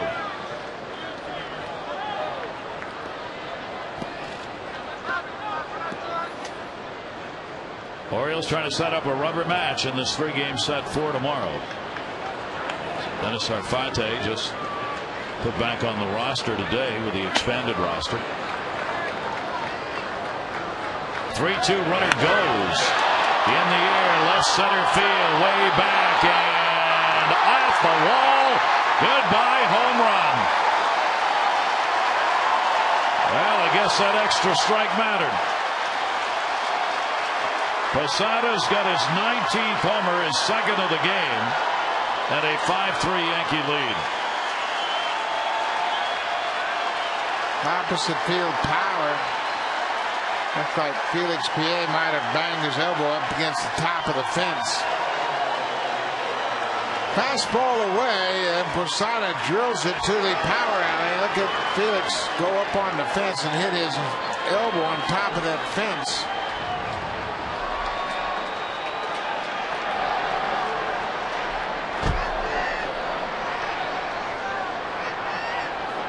He came very close, it looked like, to getting to it as he was reaching into the seats. He jumped so high. Ode Posada now with 4 home runs off the Orioles this year. You see how he reached up there and that forearm came down on top of that fence and hit the top of the fence, not necessarily the side of it. Another look at it as he reaches up and the ball looked like it was in the seats.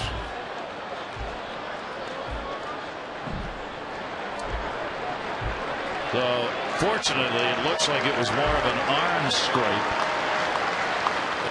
instead of what could have been a hyperextension of the elbow. So the Yankees go back on top. All of their runs accounted for by homers, 3 of them in the ball game off David Hernandez, who has now given up 17 on the year. And the Yankees using the long ball. It's not just at home, as we said earlier, it's also on the road, where they've now out-homered the opponent 88-69 on the road. And there's a base hit. Cano is on. He's 2 for 2 with a homer and a single.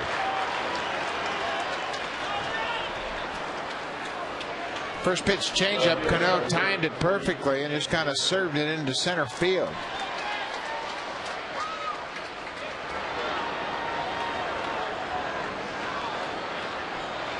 That'll bring Rick Kranitz out. This is the second time Hernandez has had a 3-homer ball game against him, as the Angels had 3 off him. Well, you can see he had a pretty good first inning, and then the pitch count jumped to 29 in the second. That's when he gave up the walk and a 2-run home run to Cano. Yankees have out-homered the Orioles this season 28-17 on the year. This is the 14th game, so the Yankees are hitting 2 home runs a ball game against the Orioles.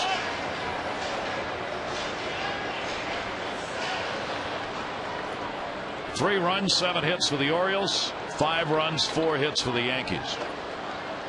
And still only 1 away here in the top half of the 5th inning. Runner on at first base, Cano. Swisher 0 for 2. Swisher will take the pitch for a strike. Change up by Hernandez. 2 of the 6 walks. Only 2 of the 6 have scored, but both have been leadoff walks in the inning. Second inning, Jorge Posada. This inning, Mark Teixeira. Pitch is taken away. 1 ball, 1 strike on Swisher.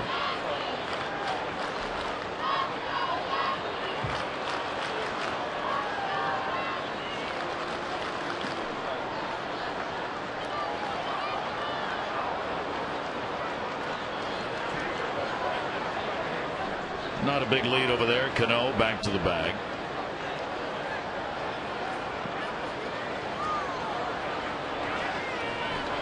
Cano's only 4 out of 10 in stealing bases. Here's the 1-1 delivery on the way, and the pitch is taken up high. 2 ball, 1 strike count on Nick Swisher. Well, and again, we had talked about the innings for Madison Tillman and how they're going to really control them, and we'd mentioned that David Hernandez had been in the system, had worked over 140 innings in 3 consecutive seasons, so they're not as concerned about the increase or the wear and tear on Hernandez. And he's physically a big, strong guy, and he's got a good delivery, and they're trying to make some adjustments on his alignment and how he finishes toward the plate. But I don't think they're as concerned about him, and the other 2 are a little bit younger and less experienced, and they just want to make sure they don't jump so dramatically in their innings pitched this year. 2 ball, 2 strike count, and as we've talked about, and Andy McPhail did again today when he was talking about it, it's also the kinds of innings. Swung on and missed. Good off-speed delivery. If you're cruising through some ball games and you're getting some easy outs and you're having 12 pitch innings, that's one thing. If you're facing the Red Sox and the Yankees in Tampa Bay and you're throwing 17, 20 pitches an inning, that's another.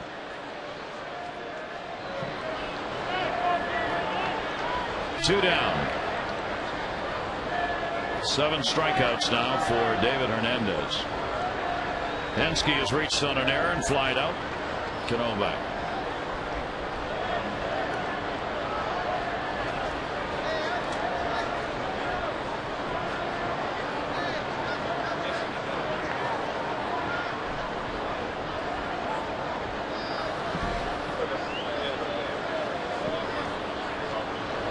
Hensky will take the pitch in for a strike.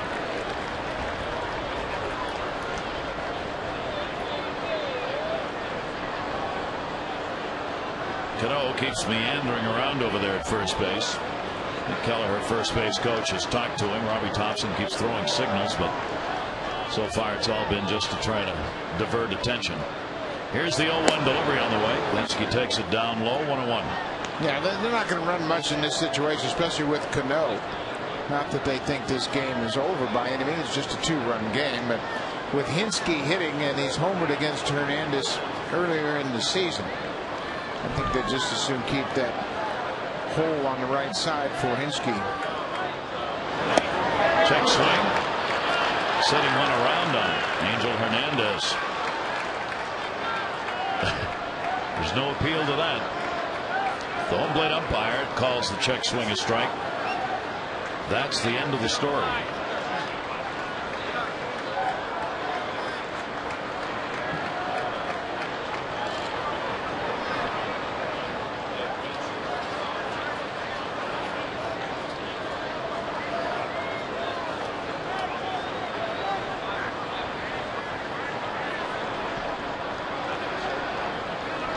Here's the 1-2 delivery on the way down to first base. Luke Scott blocks it. It's fair and gets the out. That'll retire the side, but another home run, this time by Jorge Posada, his second of the game, adds to the 5-3 Yankee lead.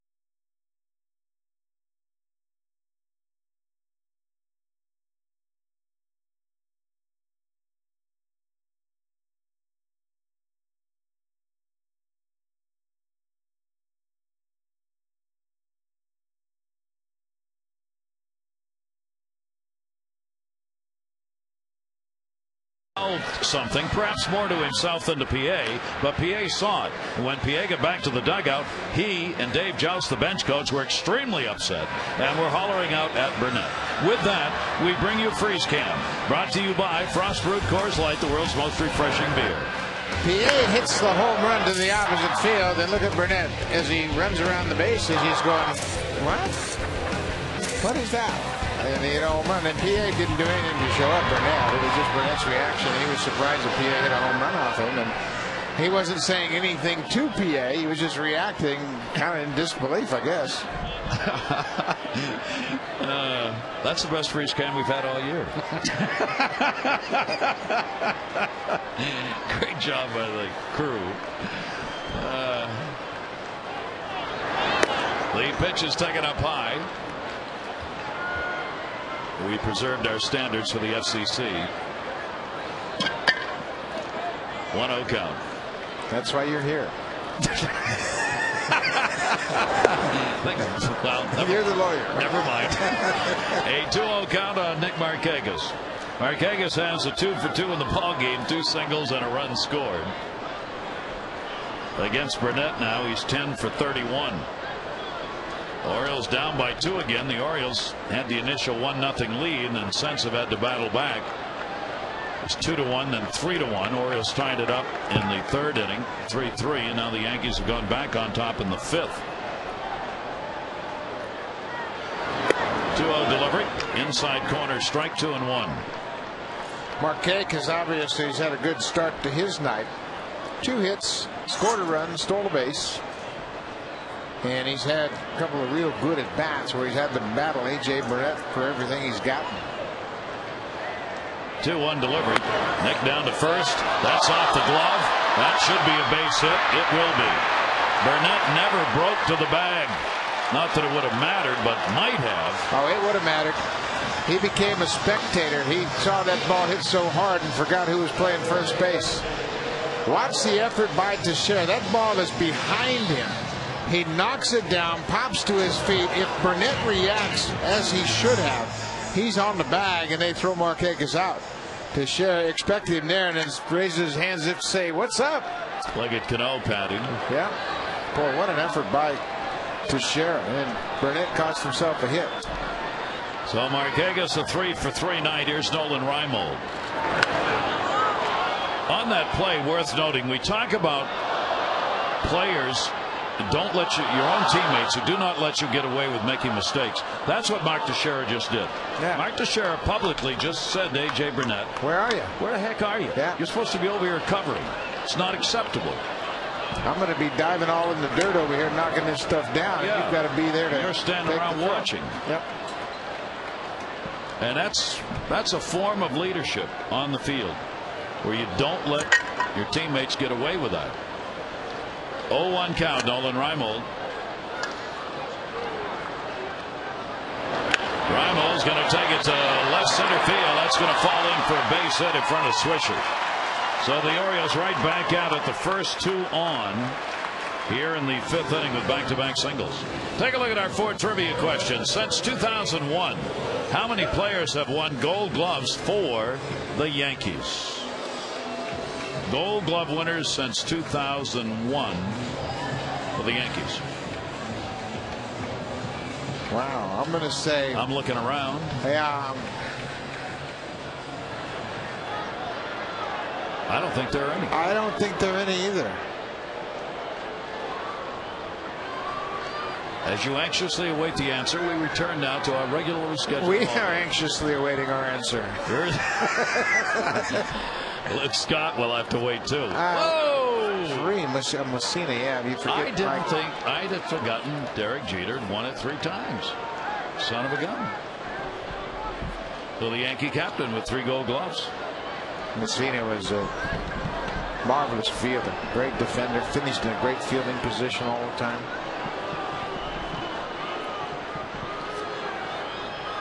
Orioles have 2 on.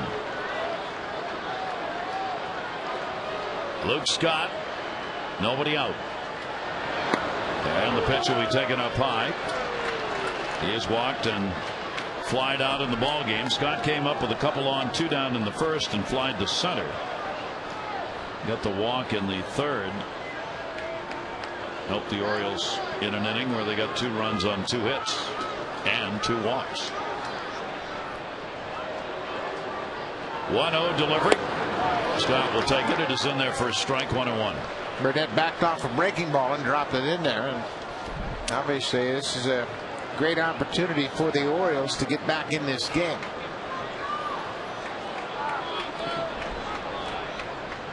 Scott has gone 7 for 30 against the Yankees, a home run, 2 RBIs this year. Burnett's 1-1. And the 2-ball 1-strike count.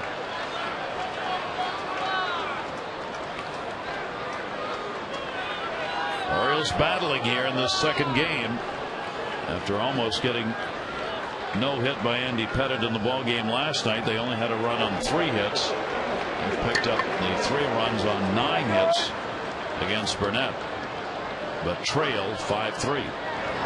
That one is hit way back. Hello, Utah Street. Goodbye. Home run. 3 RBIs.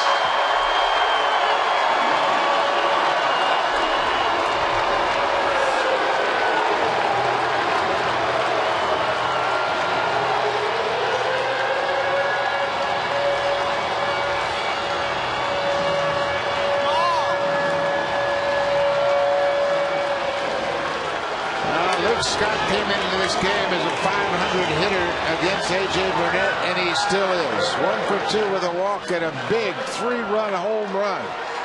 Boy, that's a beautiful swing and a great sight for Luke Scott. A dramatic home run all the way out of the ballpark. And the Orioles go back on top 6-5 as Luke Scott just crushed it. Luke now with 15 of his 21 home runs here, and there's the baseball. And I guarantee you they didn't expect to get one out there. So the Orioles respond with a long ball of their own. He and PA have both had homers tonight. Luke's got 21 on the year and 64 RBIs. Melvin Mora, 1-1 delivery. And that'll be outside for a ball. 22 home runs surrendered on the season now by Burnett. That's Luke's first home run since the 16th of August against the Angels. Been quite a drought. A real battle going on here in this one. Orioles have now got 10 hits in the game. The Yankees have only 4, even though they trail by just 1.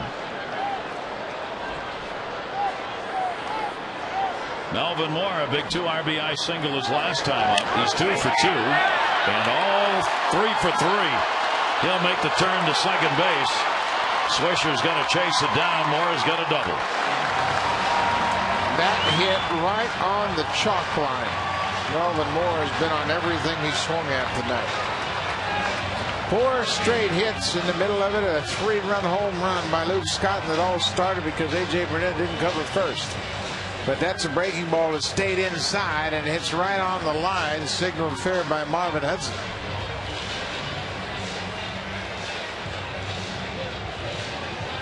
The home run by Luke Scott, as they chat out there, is his 4th home run that has been to Utah Street. For him, it is the 52nd home run in Camden Yard history that's been hit to Utah.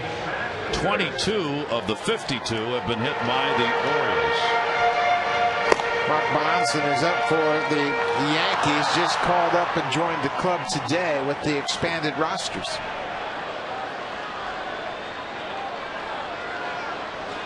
Matt Wieters, runner at second base, still nobody out. Wieters will take it for a ball. Matt has flied out, hit into a fielder's choice. As the Orioles have 11 hits now against Burnett.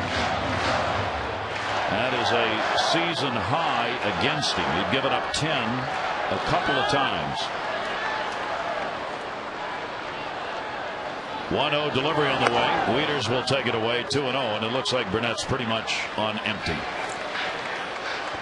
And a frustrating start for him, to be sure. 11 hits, 6 runs. His team has staked him to a lead early, and look at Posada just saying, let's finish this up now. Let's get out of here with some good pitches. He has averaged almost 5.5 runs in support of his starts this season. 10 and 8 coming in, but has not won in his last 6. 2-0 delivery on the way. Wieters up in the air. He just missed. Hinsky, Mora tagging at second. Melvin's going to go to third and will get there easily. 1 down.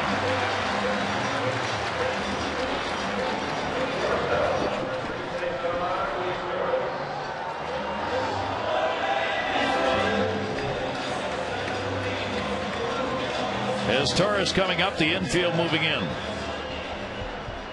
Torres has singled and grounded out with only 1 down, and the Orioles leading it by 1.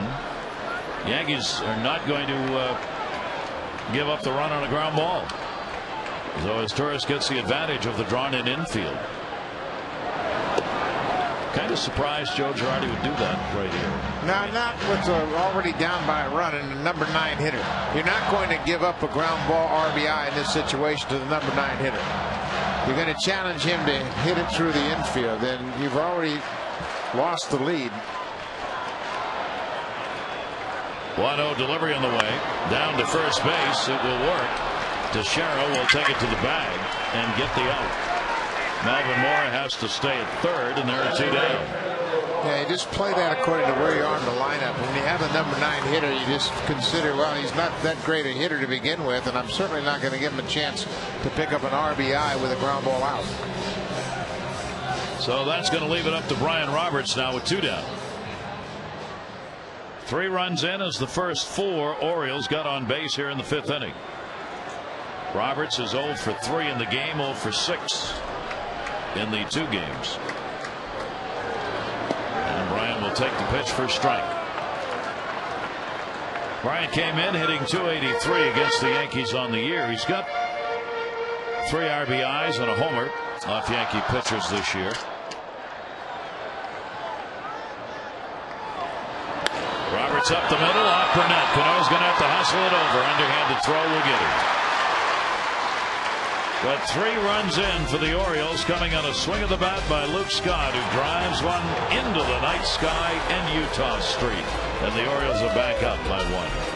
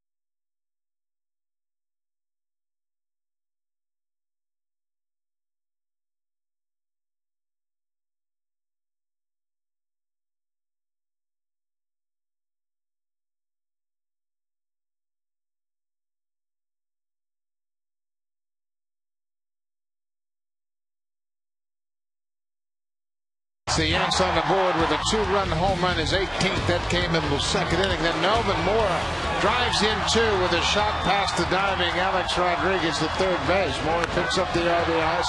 But again, it's Posada. This time a solo home run to the opposite field.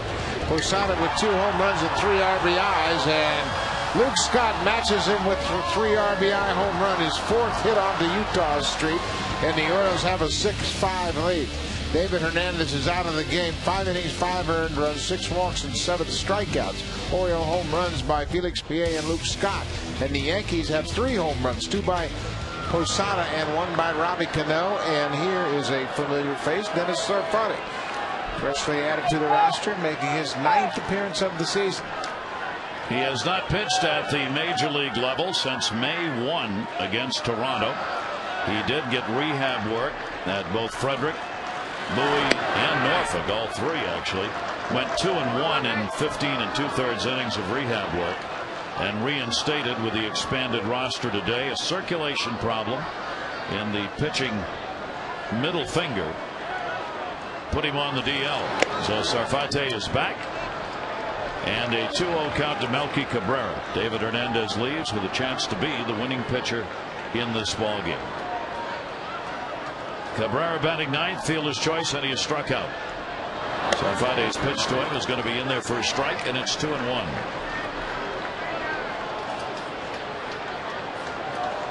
A battle of the long ball so far here at Camden Yards in game 2 of this 3-game series. Cabrera held up on it, but it's in there for a strike. If you joined us late, Matt Albers and Alberto Castillo, a righty and a lefty, also called up today with the expanded roster. And Jeff Fiorentino, the outfielder from Norfolk. And there's Castillo along with Chris Ray loosening up in the Orioles bullpen. It's been a long time since the Orioles have had 2 left-handers in their pen. Mark Hendrickson has been the sole left-hander. Now Castillo will give him some help. Dave Tremblay could not say enough about the work of Mark Hendrickson out of the bullpen. As both a long, short, middle guy, and the work he has done for the Orioles this year since going to the pen after starting as a starter. Yeah, he's been outstanding. He sure has, and he's done everything asked of him. He's come in to match up. He's come in to go 1 inning. He's come in to give him multiple innings. He's come in early, middle, and late. He's done just about everything you can out of the bullpen. Tremblay used the word remarkable to describe his performance. A leadoff walk here, though, and Cabrera's on to start the 6th. On Saturday, the Orioles are going to honor the 1939-1949 champion Baltimore Elite. They are the Elite Giants. They'll be wearing special throwback uniforms during the 4:10 game of the Rangers. Special pregame ceremonies are also planned. Don't miss it. Right here, Oriole Park. Tickets start as low as $9. 888-848-BIRD or Orioles.com. That's this Saturday, honoring the 39 and 49 champion Baltimore Elite Giants. Here is Derek Jeter. Jeter's got an 0 for 1 and a couple of walks in the ball game. Pitch will be taken outside, and a 1-0 count, and send Wieters out. You can bet Dennis Sarfati's got a little adrenaline pumping going on now. He hasn't pitched here since May, as Gary mentioned, and then just anxious to get back into form and finish up strong and go into the off season with the confidence that everything is fine. He's healed up and ready to go for next spring.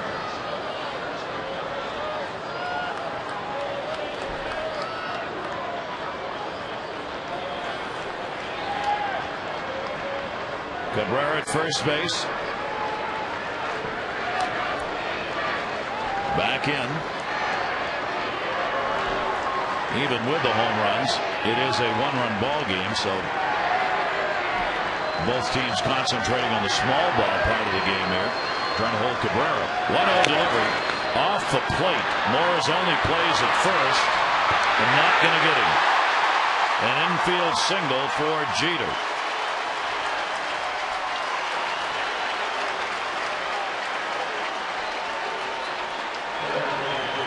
Where the walks get the momentum headed in the right direction for the Yankees. Leadoff walk, and then this infield hit for Derek Jeter. Hit right off the dirt in front of home plate, and he's going to make it tough on Mora. Can't throw him out. Ball bounced right off home plate. Mora's got to wait a long time for that ball to come down. Then he's got to throw on the run. And Dave Tremblay is on his way out. And Castillo, the left-hander, will come on to face Johnny Damon. So Sarfati's return off the DL. A couple of batters, but no part of an inning.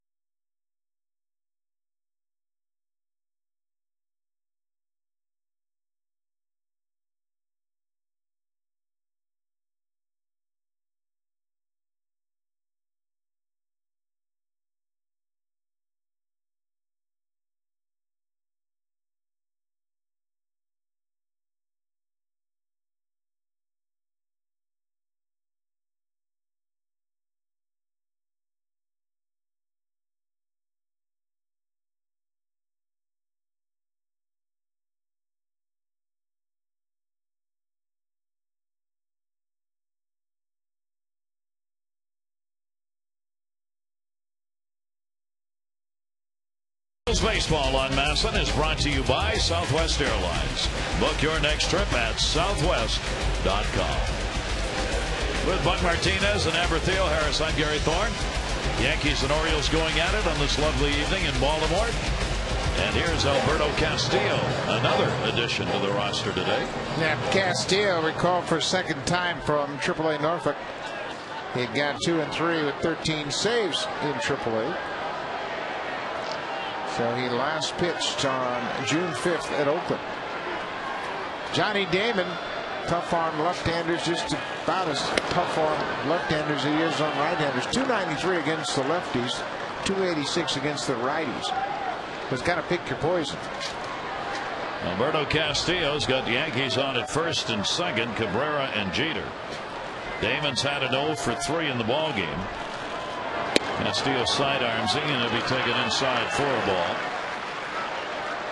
One advantage that Castillo has if he throws strikes is the fact that it's difficult to pick up the release point right away in your at bat. You've really got to change your sights. 2-0 delivery. Boy, this has been a night of the nightmare walks. 6 were surrendered by David Hernandez. Arfade's given 1 up. 3 of them have been leadoff walks. The other 2 have scored when they were leadoff walks. And it was a leadoff walk to Cabrera that started this inning. He is now at second base. And Arfade back. Obviously would like to have gotten it done, stayed out there, but he'll go down with a couple of hitters faced, giving up a single and a walk. Left field, PA. Runners halfway. 1 down. Damon retired. So Castillo gets the first out of the inning.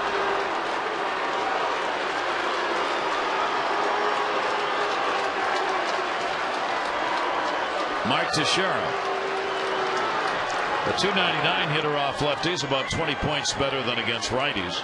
Teixeira's had 2 walks and a fly ball out. He has scored a run.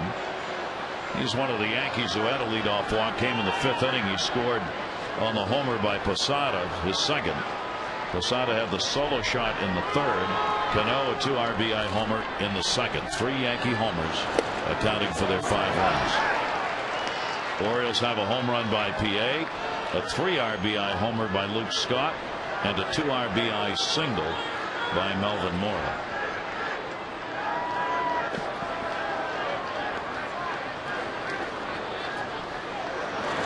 Sharon, a check swing, gives it to Luke Scott. See, I held my bat back, and Randy Marsh said, yes, you did. Obviously, ground ball would be beautiful right here. Give the opportunity to get out of this inning.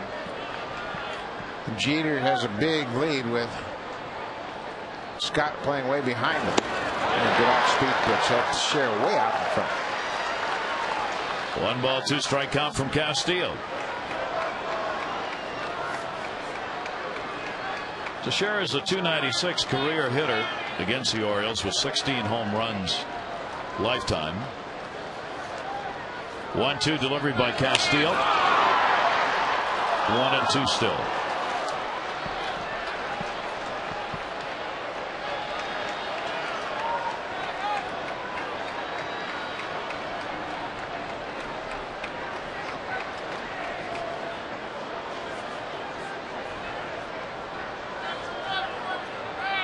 Here's the 1-2 again. Took it outside. Again held up. Again they check. Randy Marsh, same answer.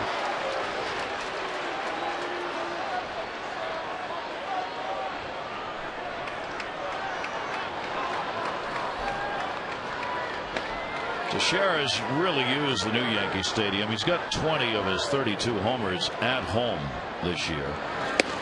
And a strike 3 call. Teixeira was sure that was not one. Well, what a good pitch with a fastball. Castillo, with an over-the-top delivery, catches the top of the strike zone. Watch how he changes his delivery and really fools Teixeira, who is expecting that sidearm pitch. Good job. Got to pop up in a strikeout. Dave Tremblay on his way out. Castillo, great job coming back. And Chris Ray, the right-hander, will come on with A-Rod coming to the plate. 2 on and 2 down. Orioles up by 1.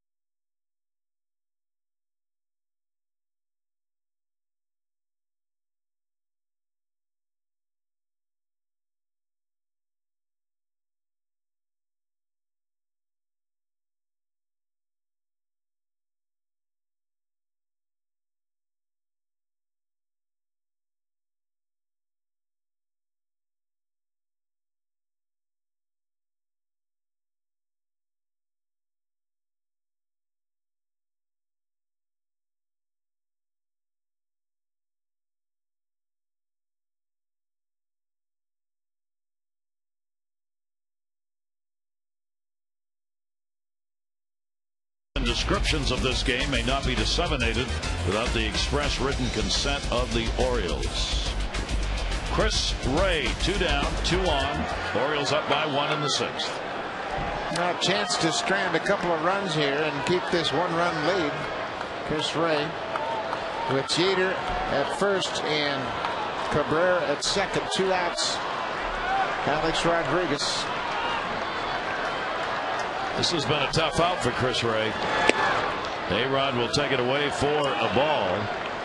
4 for 8 with 2 home runs off Ray.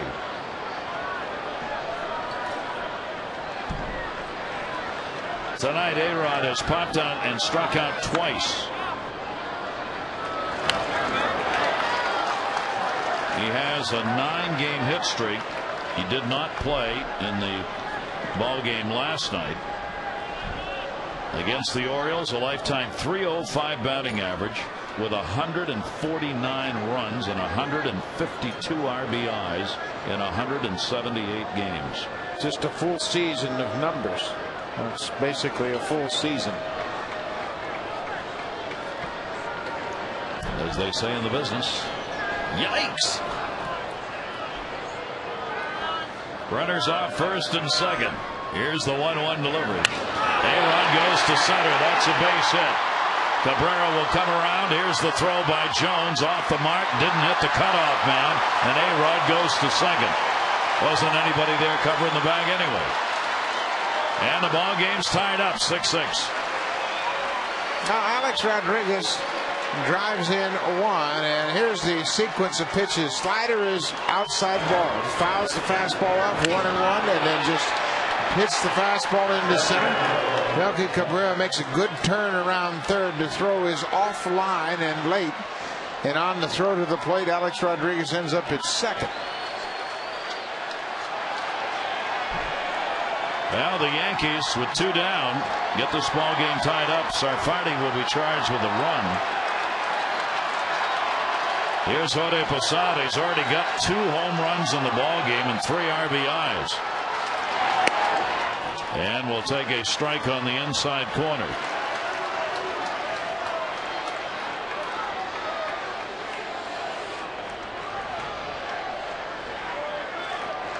Posada's only 1 for 6 off Ray, but that hits a home run. Foul ball. Posada's on it tonight, Boyd. Yeah, he sure is. He's really been on it tonight from the start. Hit a 2-run home run in the second inning. And then hit a solo home run in the third, and then a 2-run home run in the fifth. 2 home runs. He's walked. He scored 3 runs and driven in 3.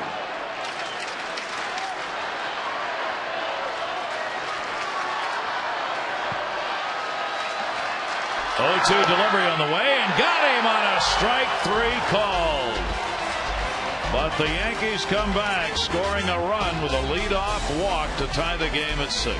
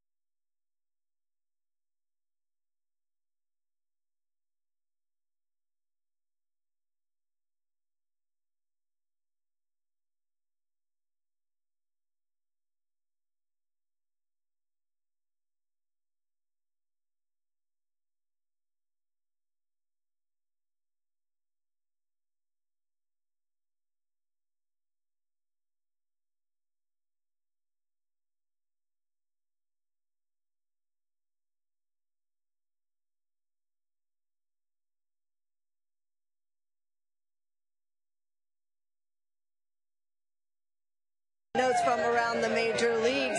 The NL wildcard leading Rockies have added Jason Giambi to their roster, looking for some pop down the stretch. And the Rays get second baseman Sean Rodriguez from the Angels to complete the Scott Kazmir deal.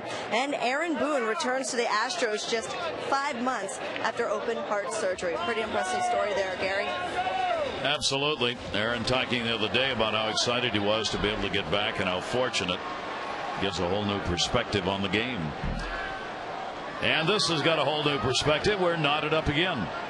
Bottom half of the 6th inning, Felix Pie, a home run, 1 for 3. 8 homers on the year.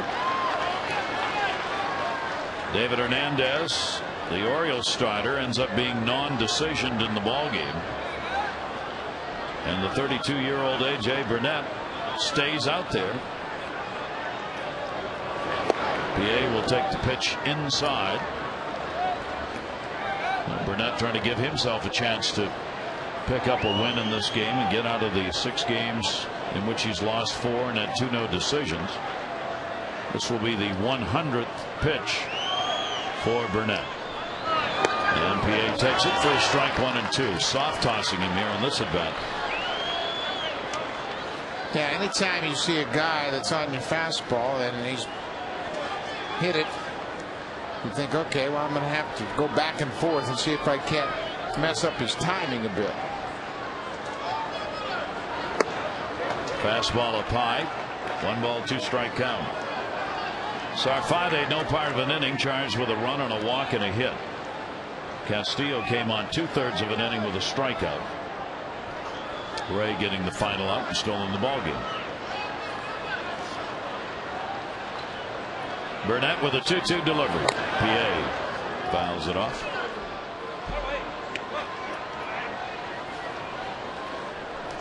Felix Pie will play winter ball in the Dominican Republic. He'll play for Licey, and he will play for Dave Joust as his manager.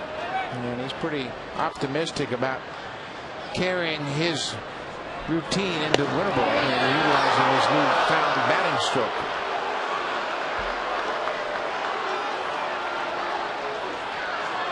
3 ball, 2 strike count. A batting stroke that certainly is working for Felix Pie. Yeah, it really has been a dramatic turnaround from not playing in June to getting a lot of opportunities here in September. Pie will fight that off again.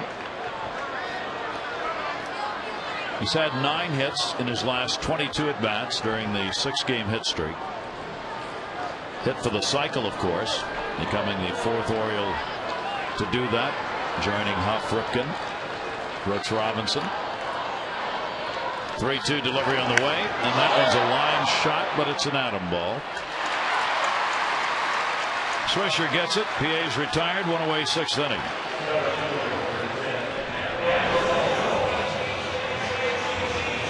Tomaso Marte leaning up against. Tomaso Marte.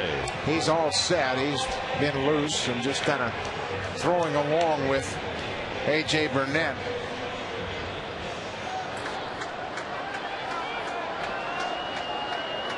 Adam Jones.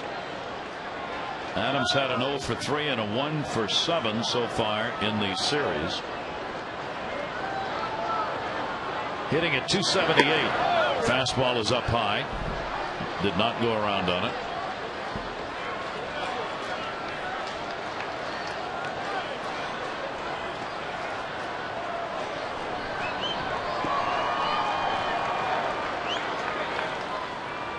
Burnett with a 1-0. Jones trying to jump on that one and fouls it back. 1 ball, 1 strike count. These two teams continue to be among the leaders in extra base hits in Major League Baseball. Since August 1st, Yankees came in with 115, tied with the Red Sox. The Orioles had 102, fourth most, tied with the Diamondbacks. Extra base hits over the last month. Here's the 1-1 delivery on the way. Jones will take it inside. Certainly haven't departed from that in this ballgame. No, not at all. Last night the Yankees had 5 doubles and a home run. And tonight they've hit 3 home runs. Orioles have added a couple of home runs and a double in their 11 hits tonight. Here's the 2-1 to Jones, down to third. A-Rod. And it's missed by Mark Teixeira. Really? Now did Jones turn? No, he's safe. And now is he hurt? Oh, you got to be kidding.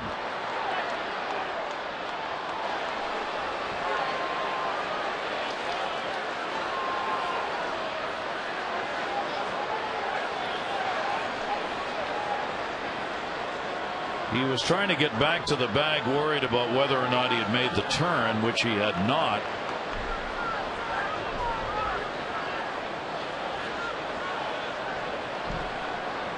What an unusual play. He didn't make a turn, and watch how he comes back to the bag in his haste to get back. Hyperextended his knee and kind of reached for it in an awkward manner. He's going to try to see if he can walk it out.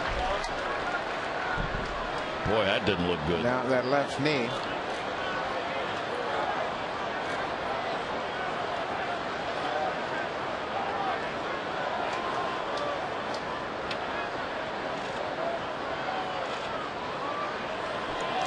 The ball was thrown over the glove. It hit off the glove of Teixeira. Now Teixeira is going to get the return throw from Posada. You can see how his knee buckled as he stepped and reached for the first base bag. Then Posada flipping it to Teixeira. Just hit the bag in an awkward manner. Hyperextended it for a minute. Looks like it's going to be okay. Now Girardi's coming out to the mound, and looks like that's going to be it for A.J. Burnett. So Burnett is going to leave this ball game. It is tied at 6-6. Can't win it, could lose it. And the trips from the bullpen are going to be many for both sides, and Adams going to try that knee up.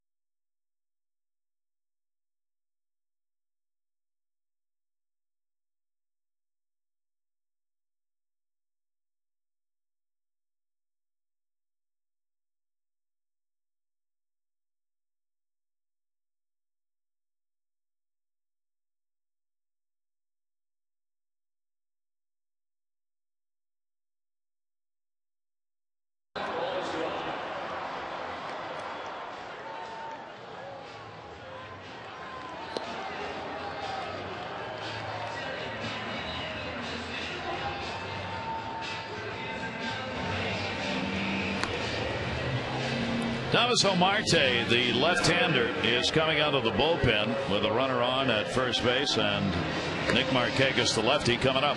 Marte's only been in 10 games this season. He's dealt with injuries a couple different times and only pitched 3 times. Last time he pitched was on Saturday. And Jeff Fiorentino's going to come out and run for Adam Jones. Well, that's not good news. Not a good sign. And here's the reason that Jones leaves the game. Boy, it was his ankle that twisted. His knee looked like it buckled. Everything kind of went as he reached for that base on the overthrow at first, trying to make it back. And Jeff Fiorentino will get his first taste of action since being recalled and joining the team today. Fiorentino called up the outfielder who had an outstanding AAA season, Nick Markakis. Tie ball game in the 6th. Marte with 1 out. Markakis goes after the first one, center field. Cabrera. He's got it, 2 down.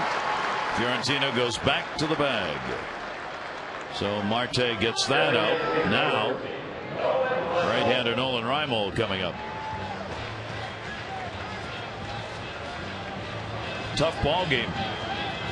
Orioles have already used 4 pitchers, second on for the Yankees. Combined 12 runs and 17 hits in the game, with 15 runners stranded on base so far. Reimold has had a couple of singles and a walk. He has scored 2 runs in the ball game. His 17 consecutive game getting on base streak ended last night, and he picks right up, starts a new one in this game. And it is inside to him for a ball. Right-handers have hit Marte hard. Just 18 at bats, but they're 7 for 18 with 2 home runs. Reimold's got a .270 average off the lefties. Not much difference left to right for him. Here's the 1-0 delivery. Reimold will take the breaking ball inside, and the count goes to 2-0. You can see Reimold seeing the ball well out of Marte's hand. He's picked it up early, and they knew immediately that breaking ball was going to be off the plate inside. 2-0 delivery.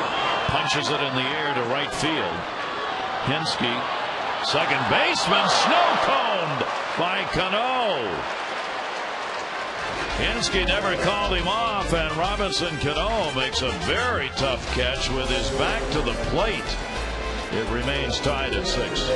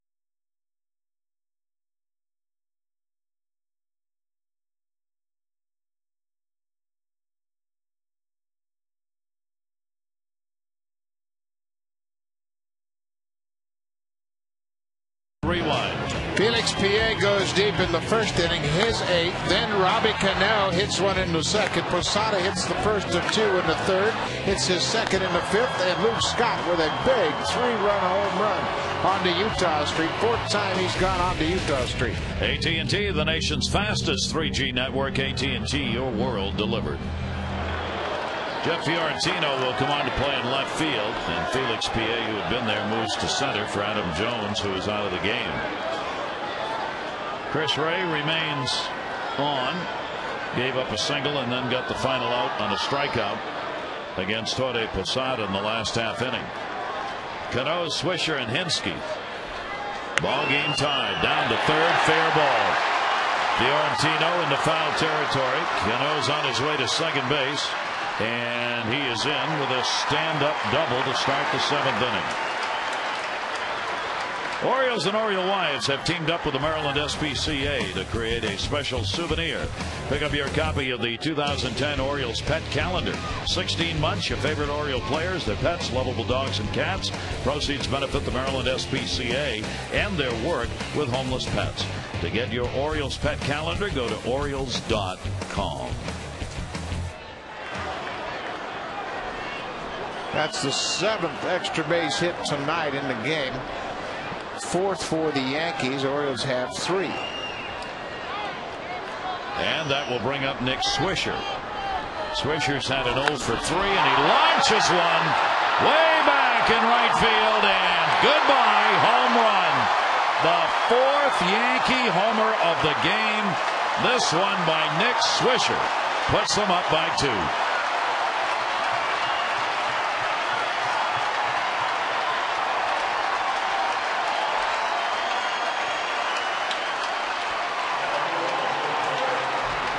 Swisher's second home run in the series. He had one last night, and this is a sinking fastball away from him. He gets great extension and drives it to the seats in right center.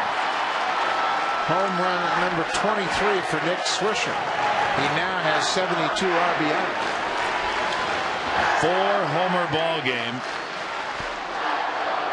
3 off the starter David Hernandez, and now 1 off Chris Ray.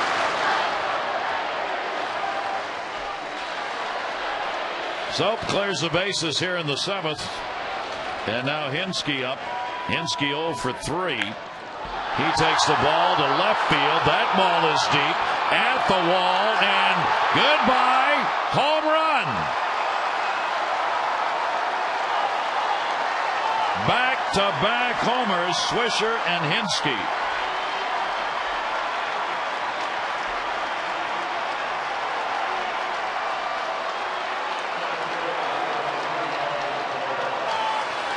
Eric Hinske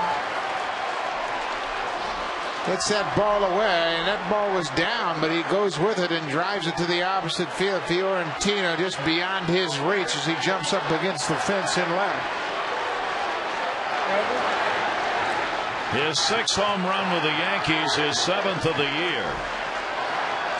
And the Bronx Bombers are living up to the reputation in this game. A 5-homer ball game for the Yankees, and now 2 of them off Chris Ray. That's the way Hinske had started his time after coming over to the Yankees with a long ball, and now he picks it up here. Chris Ray ineffective. He's faced 5 batters. 4 of them have hits, 2 of them have home runs. And Cabrera, fielder's choice, a strikeout and a walk. It's 9 runs on 9 hits for the Yankees.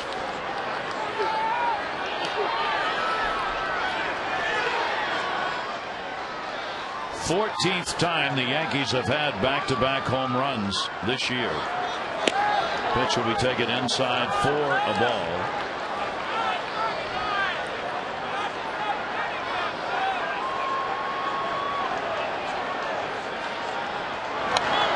Ball up the middle. Brian Roberts over, makes the quick throw and does not get him. That's all he could do with that. Cabrera's got an infield single. 10 hits now for the Yankees, and another pitch in a pretty good spot. And Roberts goes over toward the bag. Cabrera outruns his throw to first base. Dave Tremblay is out to make the pitching change. So Chris Ray not able to get it done. He will leave with the Yankees having scored 3 runs off him so far. Matt Albers to pitch.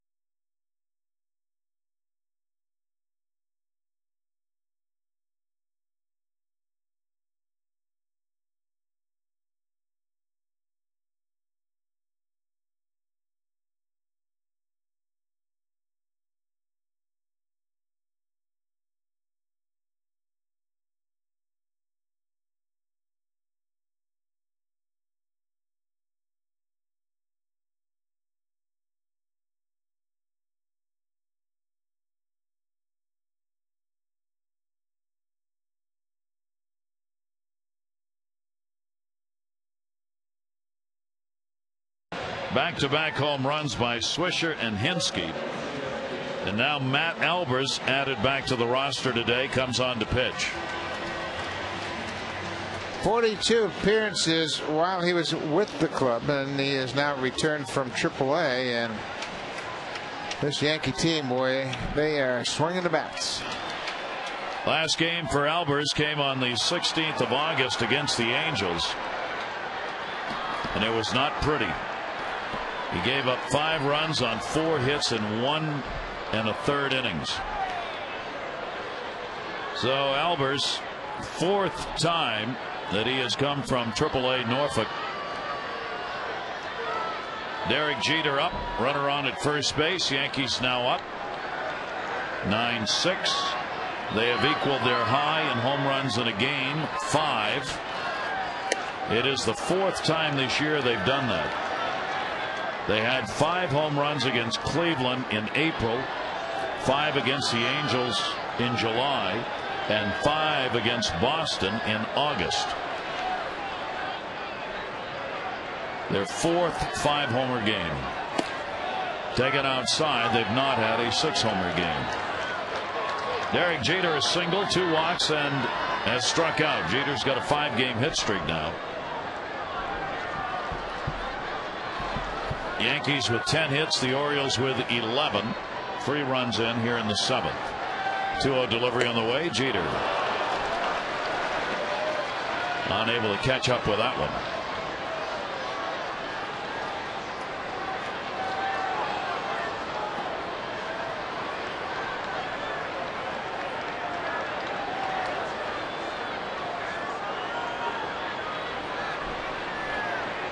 Runner goes, 2-1 delivery. That's outside. Wheater's throw will not get there in time. It'll be a stolen base for Cabrera.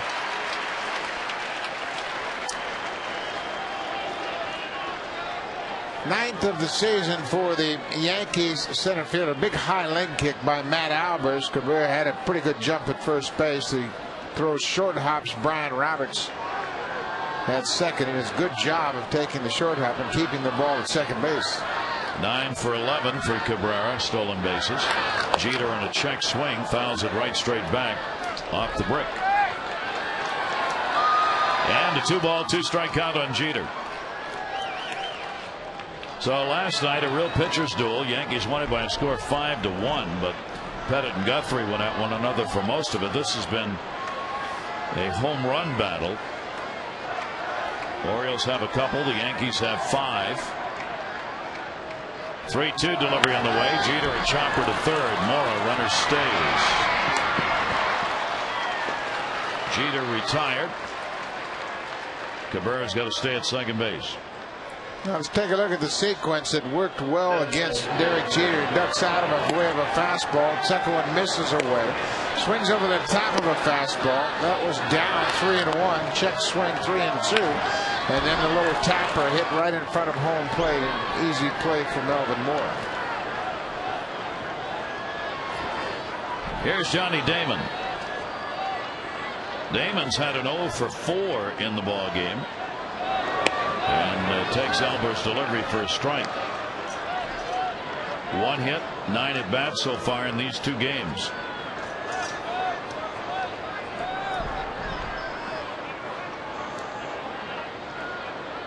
Hitting .286 on the year, Damon. Will chop that one foul. He was out in front of it. Yeah, he's been out in front of most of the pitches tonight, kind of jumping at the ball. He chased a couple of pitches from David Hernandez in the first 2 at bats and struck out both times.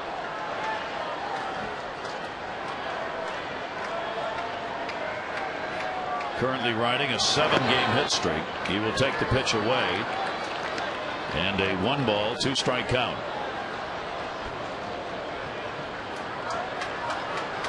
Orioles staff has all season long been troubled by the home runs that have been hit against them. Orioles have surrendered the 3rd most coming into the ball game tonight. Fouled away on a 1-ball, 2-strike count on Damon. Yankees trying to make it 2 in a row over the O's. Yankees have a 4-game win streak coming into the ball game tonight, and they have beaten the Orioles 8 consecutive games as part of their 10-3 lead in the season series. Cabrera's on at second base. Damon, the 1-2 delivery. Takes it. Looked pretty good, but 2-2. Yeah, it looked like it might have come back over the outside corner, but Angel Hernandez saw it differently.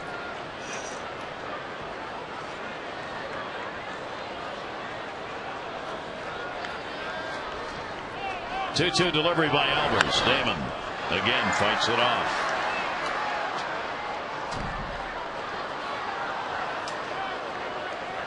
With the 5 home runs the Yankees have hit in the ball game, that brings their total up to 30 homers in 14 games against the Orioles. 30 home runs. 2-2 delivery. Damon. Oh, boy, Damon's let a couple go that have been real close, but has gotten the call. It's 3-2. This time he goes with the fastball away, and Damon just lets it go. Looked like it probably was low. Runner off second, 1 down, 3-2 delivery, and walked him. That's the other thing the Orioles have had to go against them tonight. David Hernandez walked 6. Arfarte had a walk. Albers surrenders a walk. There have not been many of those games this year. A major improvement for the Orioles staff overall has been the lessening of walks surrendered. Last year it was hellacious. Yeah, they have cut it down dramatically, but tonight 9 walks coupled with 5 home runs. That's a terrible combination. All 3 leadoff walks have scored for the Yankees. Mark Teixeira, he had one of those leadoff walks in the 5th inning. He has walked twice, flied out, and struck out. 1 for 6 in the series so far. 2 on, 1 down.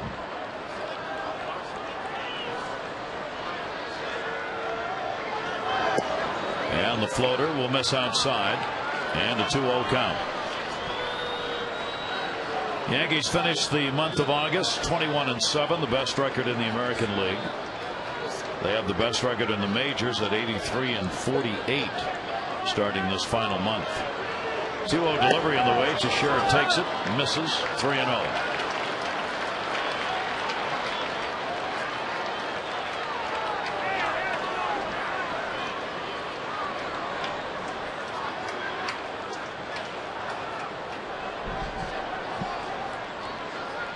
See if he swings here. He does.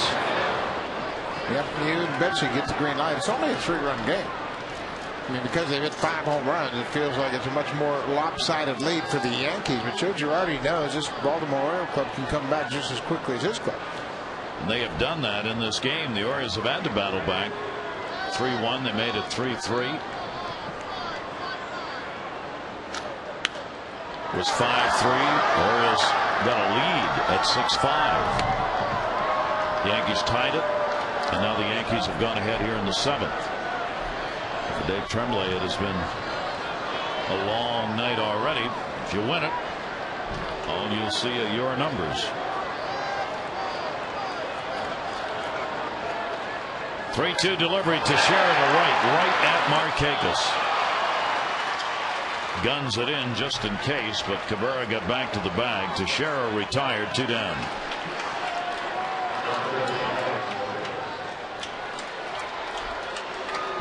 And that will bring up Rodriguez.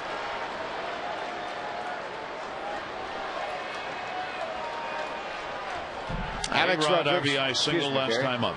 Excuse me, the big hit last time up against Chris Ray.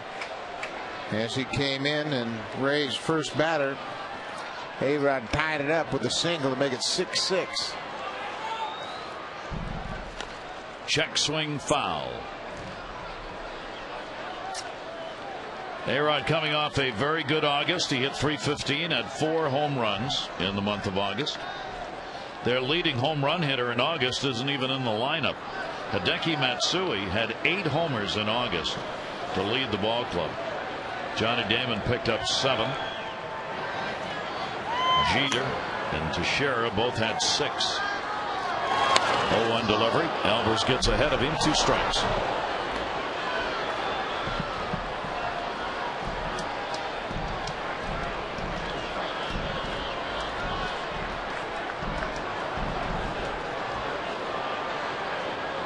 Cabrera is the responsibility of Ray. Damon at first. Albers. Rodriguez, the 0-2 delivery. A-Rod will take it, and it is down low. 1 ball and 2 strikes. Yeah, and you can say the Yankees are very patient, very selective, because there have been so many walks issued tonight. They're really keyholing and making sure that they swing at good pitches, and that's a dangerous formula.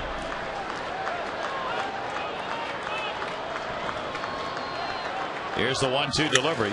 Broke the bat. Is Torres going to go to first and gets the out. But the Yankees here in the 7th come away with a 3-run spot. Take the lead. 7th inning stretch brought to you by Jack Daniel's Tennessee Whiskey. Please drink responsibly.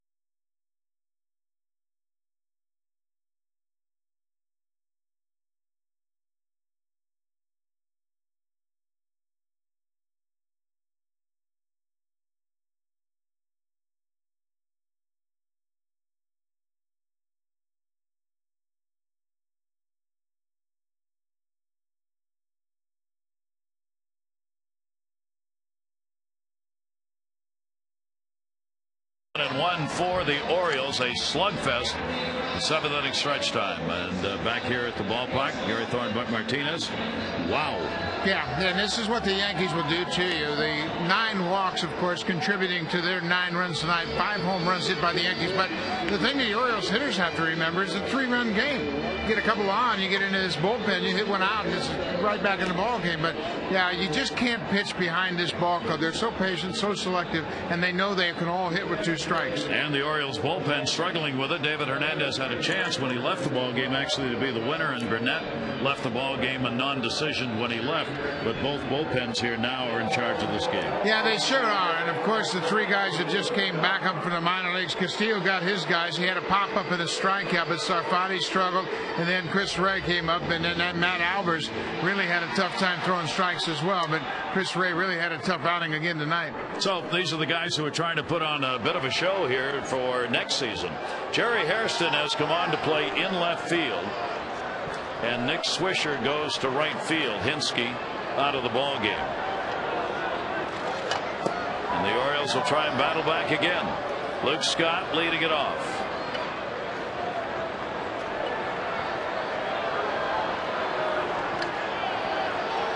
For Luke in the ball game, big 3 RBI homer that he launched out onto Utah Street in the 5th inning. Well, he has always hit well against A.J. Burnett, and he does it again. A 3-run home run, and it is way out there, and that, of course, got the Orioles out in front.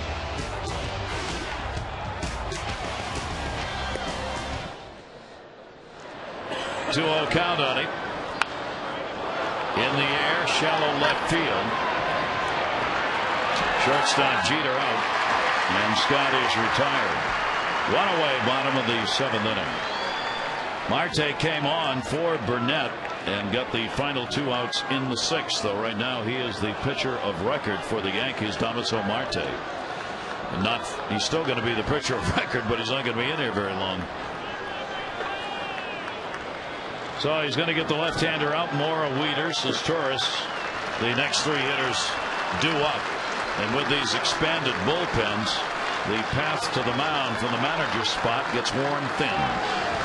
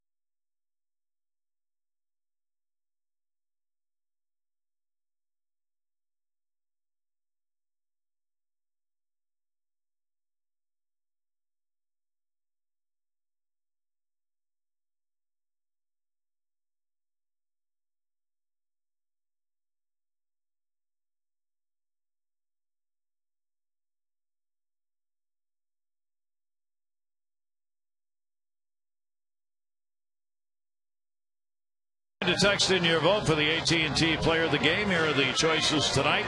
Luke Scott, a big 3 RBI homer for Melvin Mora. He delivered a solid 2 RBI single, and he's had a 3-hit ball game. And Ode Posada, 2 home runs, 3 RBIs. Text in your vote, A, B, or C, 51862. Out of the bullpen, it is David Robertson. Well, I'll tell you, right, retired all 3 batters he faced. He closed out the 6th with 2 outs and then got the first batter in the 7th. And now he'll turn things over to the right-hander, David Robertson. His bullpen has been fairly effective, and Robinson has been part of it, has assumed a little bit bigger role lately. And the thing now is that Phil Hughes has really stepped up his game, so he adds a lot of depth to that bullpen ahead of Mariano Rivera. Robertson with the bases empty, facing Melvin Mora. Mora's got 2 singles, a double, and 2 RBIs in the ball game tonight. Robertson has 1 save picked up this year. This is the 40th game that he has appeared in, working just 38 innings. And the pitch to him is on the inside corner for a strike. The right-hander David Robertson try and shut down the offense here. Both of these pens trying to find a way to hold the other offense down and protect a lead. Has not been easy to do tonight. Mara takes the pitch inside, 2-1.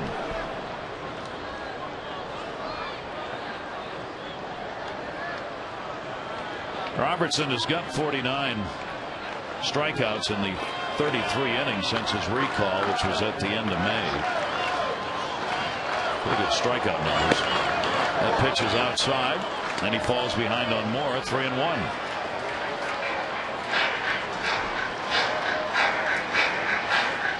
Well, Melvin trying to get on. Orioles need a couple of runners now. here in the 7th, down by 3. 3-1. 3-2. Mora. A big cut. Yeah, it's a great point, Gary. All you need to do is get a couple guys on, and you've got 3 at bats left against the Yankee bullpen. And it's a 3-run game. And it seems a little bit more lopsided given the 5 home runs the Yankees have hit. 3-2 count. Mora will get another shot at it. Phil Koch in the bullpen.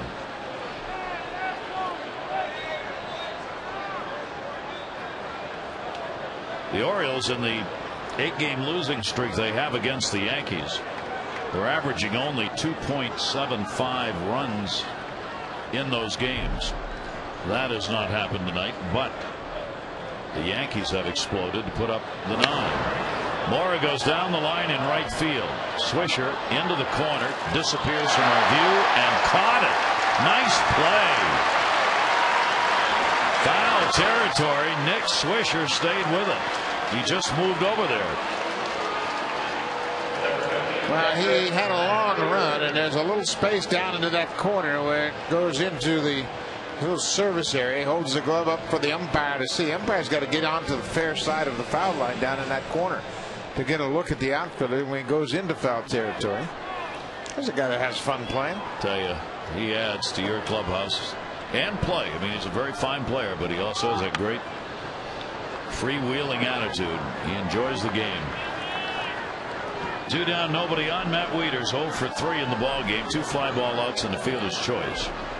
Robertson's pitch is in there for a strike.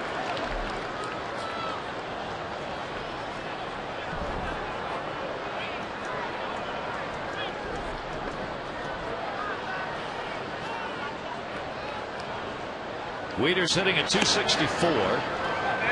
And take the pitch outside.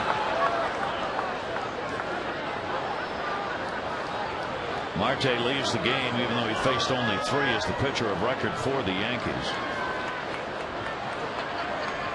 Here's the 1-1 delivery. Wieters will foul that one off, and a 1-ball 2-strike count.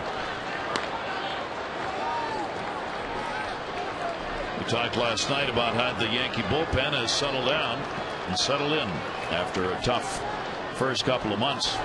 They found the people to fill the spots, and the Yankee bullpen has given up the fewest hits per 9 innings of any bullpen, even though their ERA is high. They are 10th in ERA for bullpens. They've been much more effective over the last 2 months. 1-2 still on Wieters. Robertson shaking his head, trying to find one to get by him.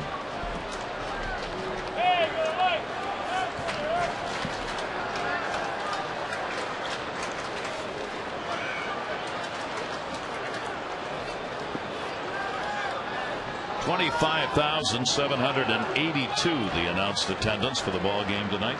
25782. Wieters takes it up high, and it's 2-2.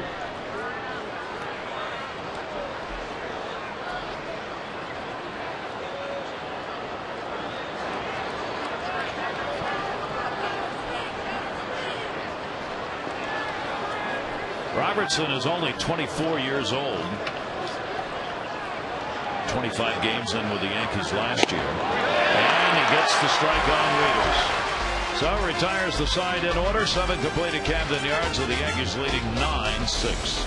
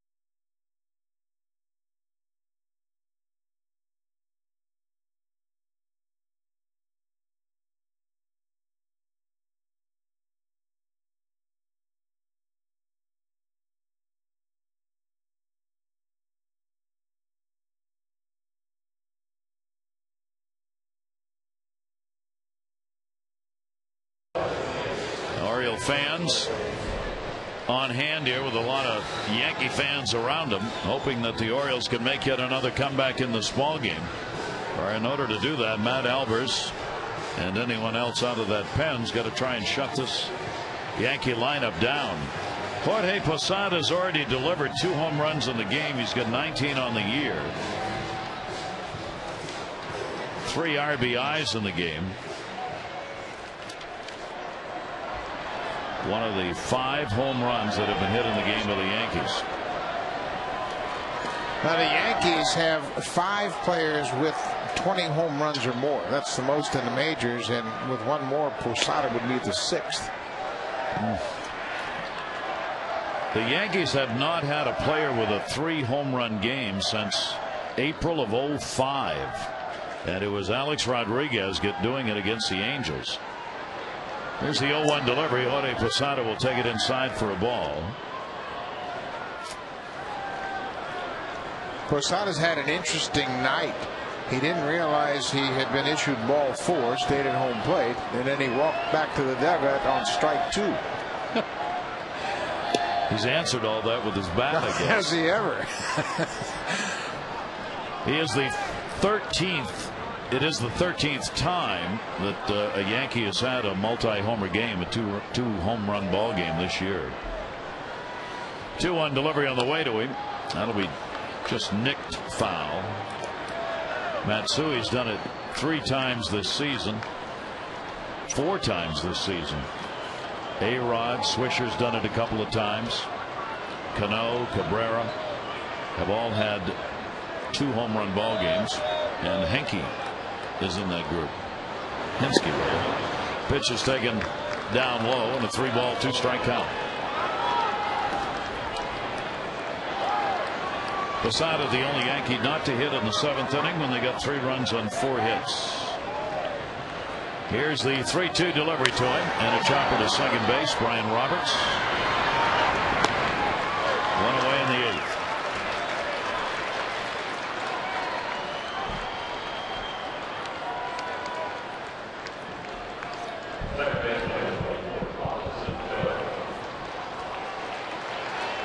Robinson Cano, his home run came in the 2nd inning, his 22nd. If he gets a triple, he hits for the cycle. That was been on all 4 times with a walk, single, double, homer. That was the case with Swisher last night. It was just a triple shy of the cycle.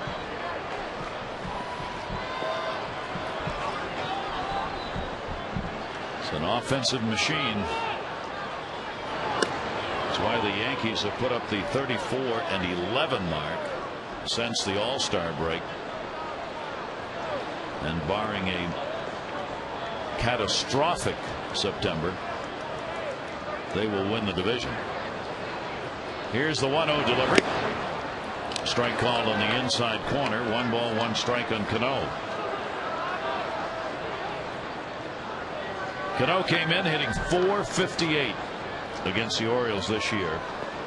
5 home runs, 15 RBIs, 9 multi-hit games. Add 1 to all of those because he's done it tonight. Luke Scott will take it to the bag. Cano's retired, 2 down.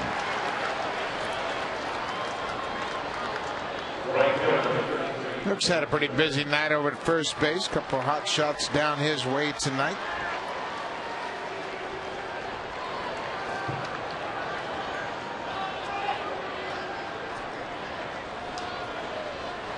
Here is Nick Swisher.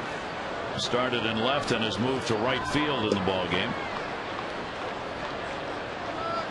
2 down, nobody on. Swisher, his 23rd home run came in the 7th on the back-to-back with Hinske. Breaking ball on the outside corner for a strike.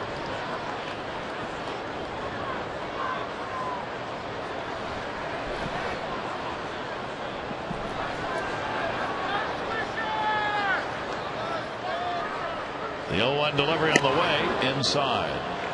Adam Jones had to come out of the ball game in the 6th inning when he tried to get back to first on an overthrow, and did, and we understand it is a sprained ankle.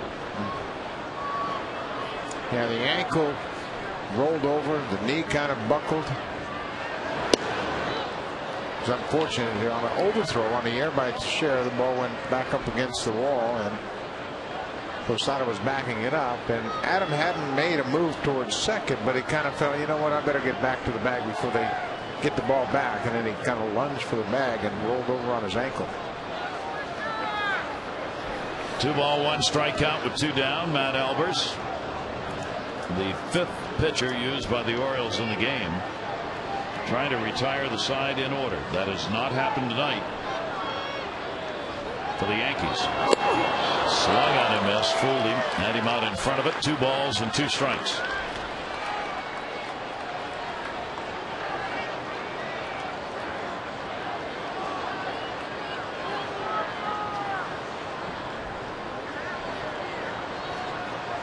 Yankees with a 6.5 game lead in the East have a winning record, 6-5 against Tampa Bay, 9-3 against Toronto, 10-3 against the Orioles.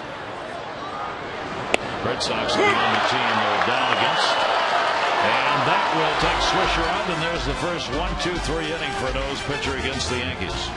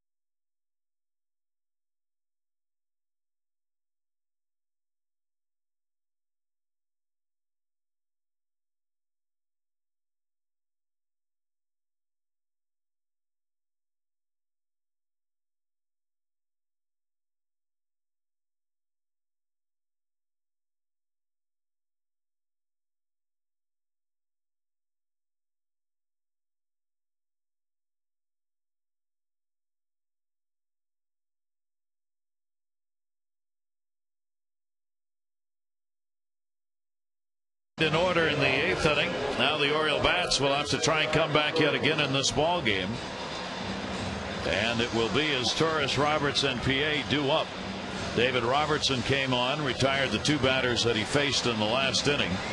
Robertson will stay on here as Torres has had a 1 for 3, a single.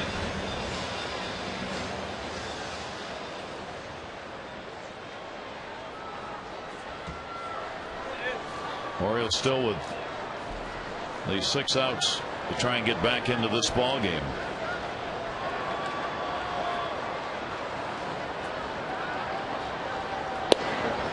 Showed bunt. A-Rod had already moved in at 3rd as Torres pulled it back, took it for a strike. Well, you're going to get one more trip through this lineup, and obviously a chance to get back in the game. Just down by 3, a couple guys on. Rivera pitched in the game last night. I asked Joe Girardi about using him in that game with 3-run lead. He said he hadn't pitched much lately. We haven't used him much because we've been scoring a lot of runs late in the game. He got the save in the ball game last night. Coming on, even though it was a 5-1 ball game, the Orioles had a couple on base at the time, so the potential tying run was in the on-deck circle, and that'll get you a save. 1 ball, 2 strikeout on his Torres. Of all the rules in baseball that fans struggle with, I think the save rule is one of the most difficult. 1-2 delivery is outside for a ball. It's not that it's that hard, but it's the concept. You come in, yeah. If the tying run is on base when you come into the game, on deck when you come into the game, then you got a save. You finish the game, you get a save. Yep. 2 ball, 2 strike count. 18 have been left on in this ball game. 10 by the Yankees, 8 by the Orioles. The Orioles will look back to the first 3 innings of this ball game and what could have been bigger offensive innings. They left 2 on in the first, 2 on in the second, and then had a shot at it in the third. Even though they got 3 runs, they also left 2 on there. So they left 6 on, 4 in scoring position in the first 3 innings of the game. They have not had a runner left in scoring position since. 2-2 delivery, fouled off by his Torres. Count stays at 2 balls and 2 strikes.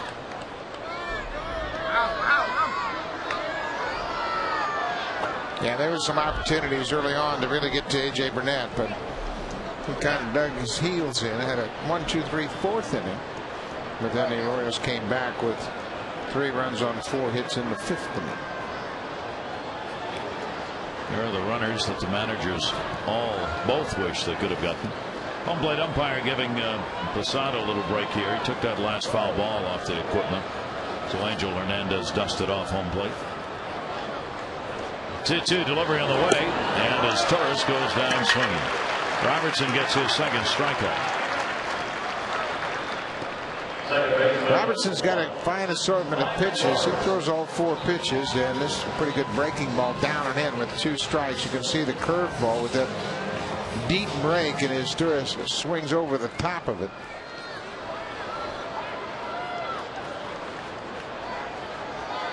Gets his strikeouts with something other than just an overpowering fastball.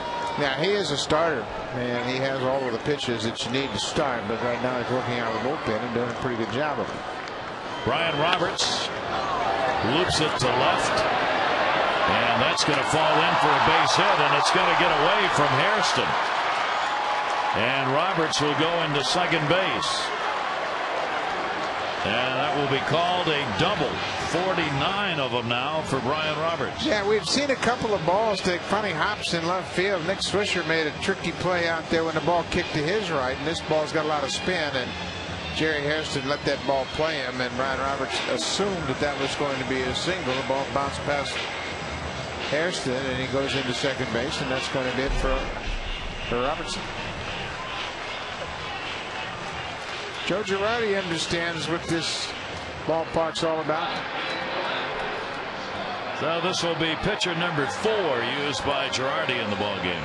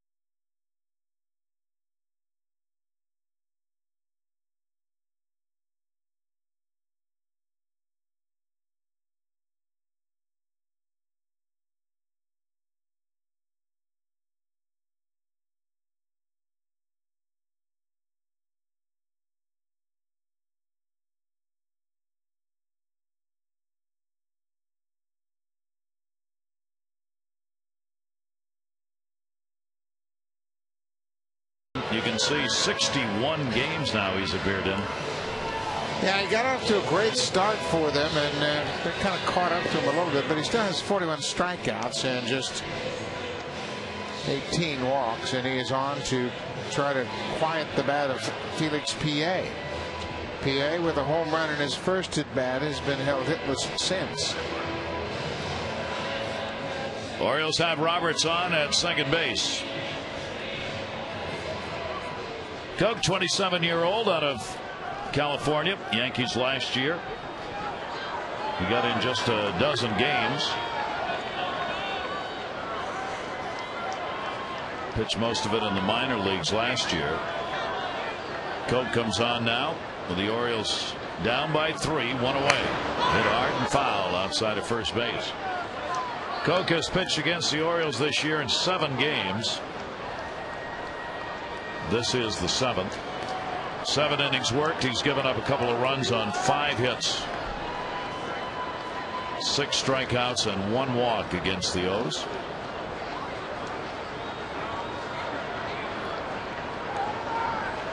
Roberts off second, and the 0-1 delivery on the way. Pitch is taken up high. 1 ball, 1 strike count.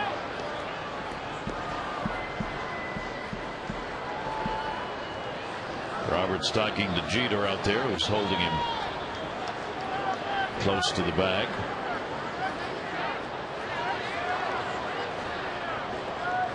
One delivery. Boy, almost got him. I think if PA had headed to first, Angel Hernandez would have given it to him. Yeah, he bailed that right at the end, and that tailing fastball kind of followed him out of the batter's box, but he didn't get hit by it. 2-1 count. Take a look at this last pitch. The fastball inside, a lot of inside movement, and just raises his arms out of the way. He's only had 23 at bats against left-handers. Swung on and missed. Big cut. One is probably up. And a 2-ball, 2-strike count.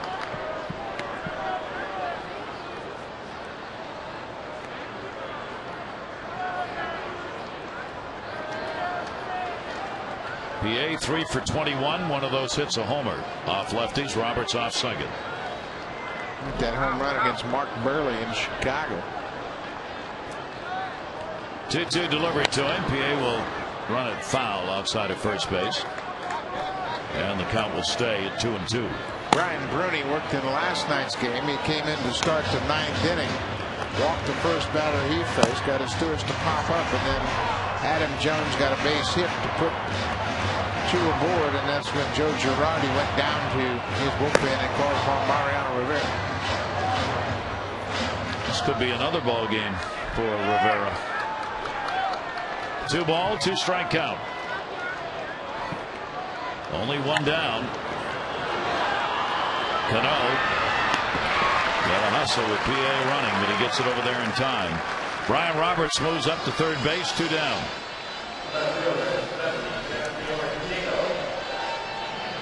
And the first at bat for Fiorentino called up today with the expanded roster. As Dave Tremblay said before the game today, he gets the opportunity because he earned it. He had a great season at AAA Norfolk, hitting .312, 12 homers, 67 RBIs, and 102 game with the Tides. He's played in 34 major league games prior to this, 3 different occasions with the Orioles, 05, 06, and 08 with Oakland. And now he'll finish up the month here with the Orioles. Runner at third, 2 down. Fiorentino, the 0-1 delivery. And that will miss. 1-1. Well, of course, this is Adam Jones' spot in the lineup. Adam landed awkwardly on first base in the 6th inning and apparently suffered a sprained ankle. And he had to leave the game at that point. And we're going to get a visit to the mound here. Obviously something that Dave Island wanted to discuss. Yeah, it's an odd time for a visit to the mound. 1-1 pitch. Boy, a short message to Phil Koch. Just a reminder about how to get this guy. Seemed odd that they would wait 2 pitches into the at bat.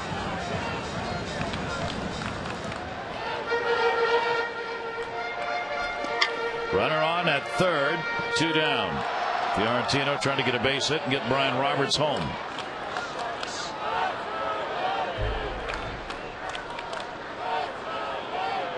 And the 1-1 doing. Major league pop up to Shara. Jorge Posada. Posada's got it. Major league play together. No runs, 1 hit, and the base runner left on. It remains a 3-run lead for the Yankees.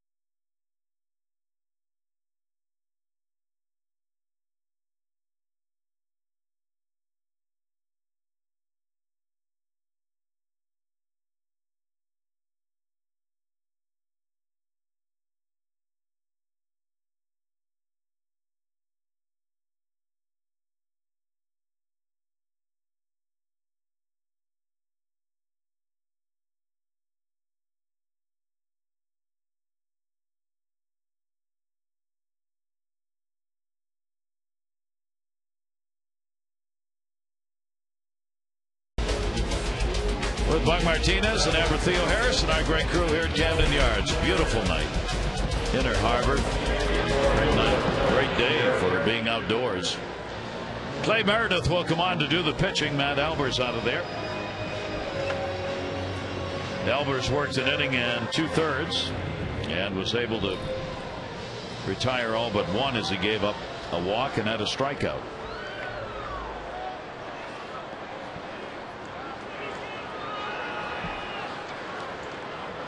Yankees bat, top half of the 9th inning. And this game's not over. The way this has gone. Here is Hairston, who will get his first at bat. Hitting in Henske's spot, who delivered a home run in the 7th inning. Swung out and missed on that sweeper. And that's one thing that if Clay can get that ball away from right-handed hitters and then use that running fastball in on their hands, then he can have more success against the right-handers. The 0-2 is swung on and missed. Hairston gone in a hurry, one down. That's a good pitch right there. Had a lot of break. Ball goes all the way across the plate. Hairston can't stay back and chases pitch out of the zone with 2 strikes. Only the second game Meredith has appeared in against the Yankees this year. Melky Cabrera batting 9th. Yankees center fielder extended his hit streak to 5 games with a single in the 7th inning. He has also walked and scored, struck out, and hit into a fielder's choice. That's going to be a base hit. So a 2-hit ball game for Cabrera. Now that's what you do if you're a left-hand hitter against Clay Meredith. Don't try to do too much with it. Just take the ball on the ground, and he's going to get some ground balls. I just hope they're at an infielder now, especially with 2 outs. 1 out, excuse me, where you can turn a double play. Derek Jeter had an infield hit, his only hit tonight. He is the leading hitter against left-handers in the league at .424. He's the only batter in the American League that's got an average over .400 against lefties. Just part of his outstanding year. He's picked up a single, 2 walks, has struck out and grounded out in this ball game. Jeter hitting at .334, good enough for 5th best in the American League, and he's up among the leaders in all kinds of categories. He's had the 3rd most multi-hit games this year. Check swing and a pitch that's going to be away. His road batting average at .342 is the 4th best. Joe Mauer, Ichiro, Jason Bartlett, and Jeter are the top 4 hitters on the road in the American League. Jeter, a chopper to first base. Luke Scott, that's 1. Yes, throw back, not in time. Meredith getting over there. Luke Scott not used to making that play, and as Torres had to make sure he came up with that ball at second base. Yeah, Luke Scott kind of throws a short hopper to Torres. He does a good job of getting to the inside, but you can see he bounces on the backhand side. Torres didn't have much of a chance to get much on the throw. Had to make sure he gets the lead runner at the least here. But Luke cleared the spot, but very tentative with his throw. Bounces it to the 3rd base side of second. Scott making just his 7th start at first base. Johnny Damon, 2 down, a runner on at first. Damon 0 for 4 and a walk. Maybe his last chance to extend the 7-game hit streak he has going. And Damon's going to do it. Little slap shot into left field. 13 hits for the Yankees.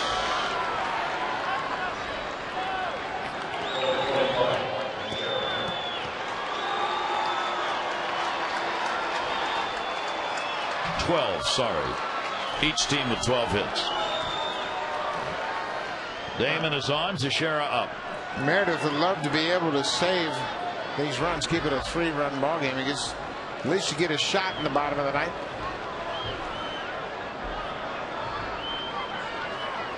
Teixeira does not have a hit in the game either.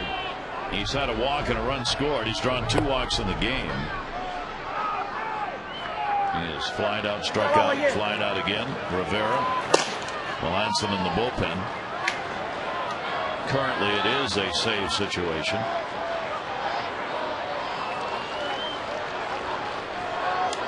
Yankees get another run, and it won't be. In there for a strike, and the count goes to 1-1. We mentioned that Rivera worked in the game last night. He only had 11 appearances in August. He just didn't pitch an awful lot. But Joe Girardi's not too concerned about using him.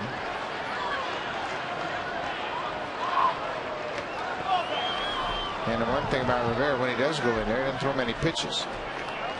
He had a couple of single-digit innings second half of August. Just goes up there 7 pitches, 1, 9 another. Runners are going, and it won't matter.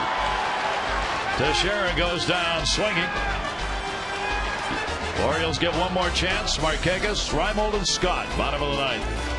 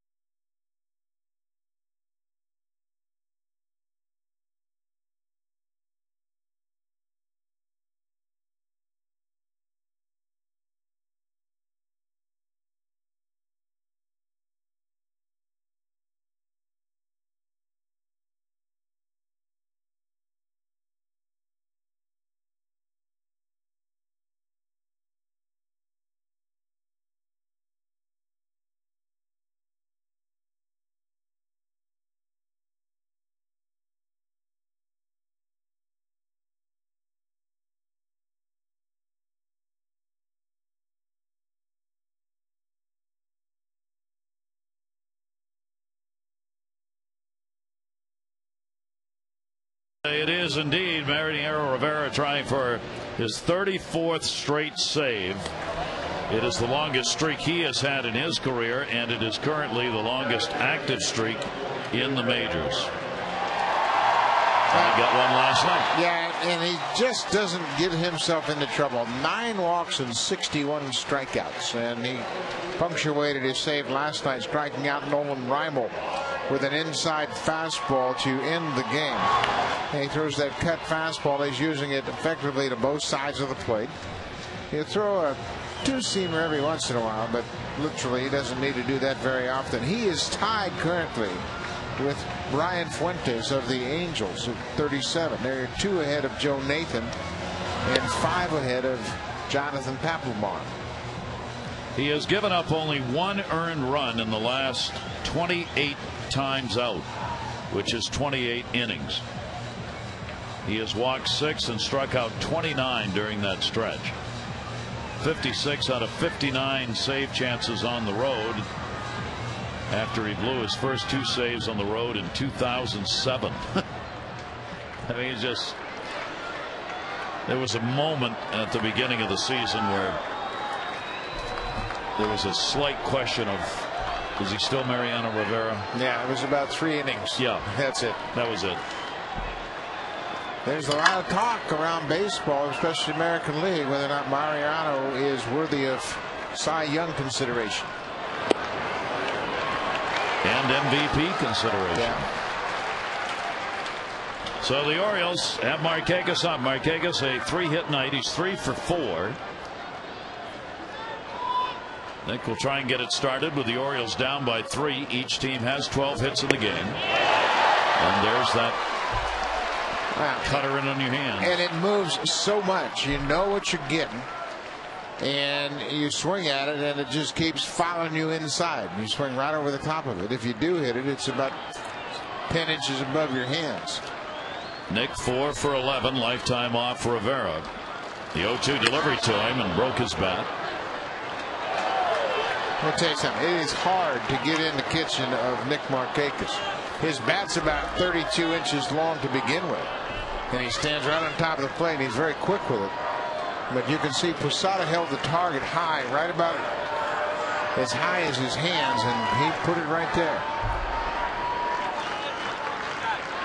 If anybody deserves to have the job as a spokesperson for a bat company, it ought to be Rivera.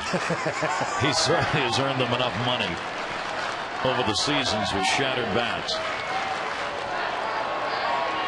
The 0-2 delivery on the way. Markakis again fights it off. And that ball is inside, but this is why he is so good for so long. Look at the sound delivery. Effortless. The ball just flies out of his hands and has that cutting action on it. And here's a guy that's had Tommy John surgery early in his career. Here's the 0-2 delivery on the way. Had him set up for that pitch away and thought he had it. Doesn't get the call. 1-2. Yeah, Major Hernandez did a good job of really eyeballing this pitch, and it indeed looked like it was off the plate. But what a timely pitch. 1 ball, 2 strike count. 519 saves. He is the all-time leader in the American League, and only Trevor Hoffman at 583 has more than Mariano Rivera.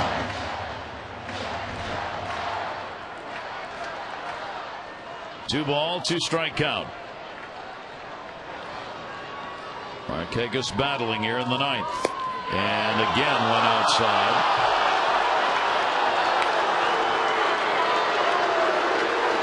Rivera rarely takes the time to look at an umpire or even worry about a pitch. He just gets it back, keeps on going.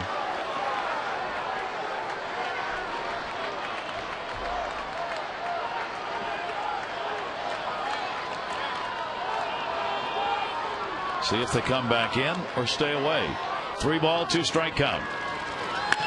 Markakis to second. Cano. 1 down in the 9th. Updating you on the voting for the AT&T Player of the Game. So far, Luke Scott on top. Mora and Jorge Posada your choices.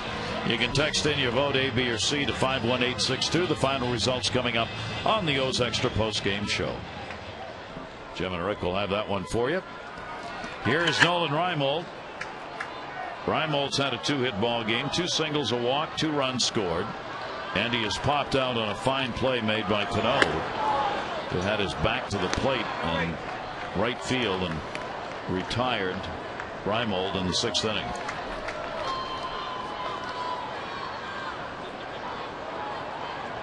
One for 3 and a homer off Rivera for the Orioles left fielder, who in this game is the DH. 1 ball, 1 strike count.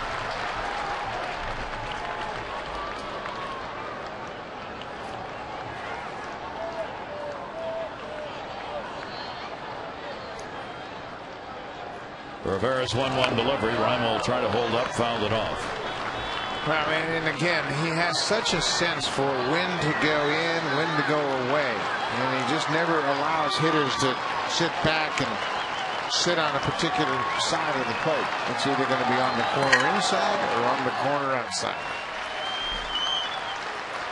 1-2 delivery. Rivera is appearing in his 8th game against the Orioles this year. He's got 6 saves in the previous 7. He's worked 6 1/3, given up 1 run on 1 hit, striking out 5 and walking 1. Well missed outside, and a 3 ball, 2 strike count. And this is the guy that got the 1 run on 1 hit. Right here. First major league home run came in Yankee Stadium. 3-2 delivery, and that's going to be a base hit into left field. So Reimold is on with 1 away here in the bottom of the 9th, the 13th hit for the Orioles. Yeah, Reimold's had a big night. 3 hits and a walk. He scored a couple of runs, and he battled Mariano Rivera. This ball ends up in the middle of the play. It's still got good movement, but Nolan does a great job of getting to it. And look how quickly he uses his hands and gets the barrel out. Big night. So Nolan Reimold is on. That's his 5th 3-hit ball game of the season. Luke Scott is homered. 3 RBI shot, his 21st in the 5th inning. Popped out, walked, and flied out.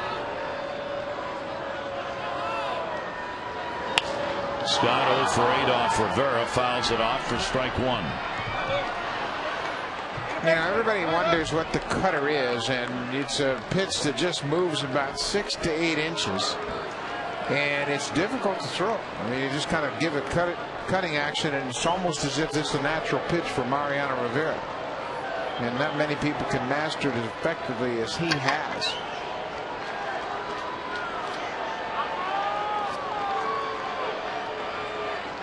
The play behind the runner with the left-hander up at 0-1 delivery is swung on. There it is. Foul tipped 0-2. And it's 92 miles an hour. It's not like it's a normal breaking ball. It's got a chance to catch up to. I mean, you got to make a decision and a commitment to get after it. You see it in your sights. You think you got it barreled up, and then it moves and hits right on the fists. 2-strike count on Luke Scott. Rivera misses for that one, and the count will go to 1-2.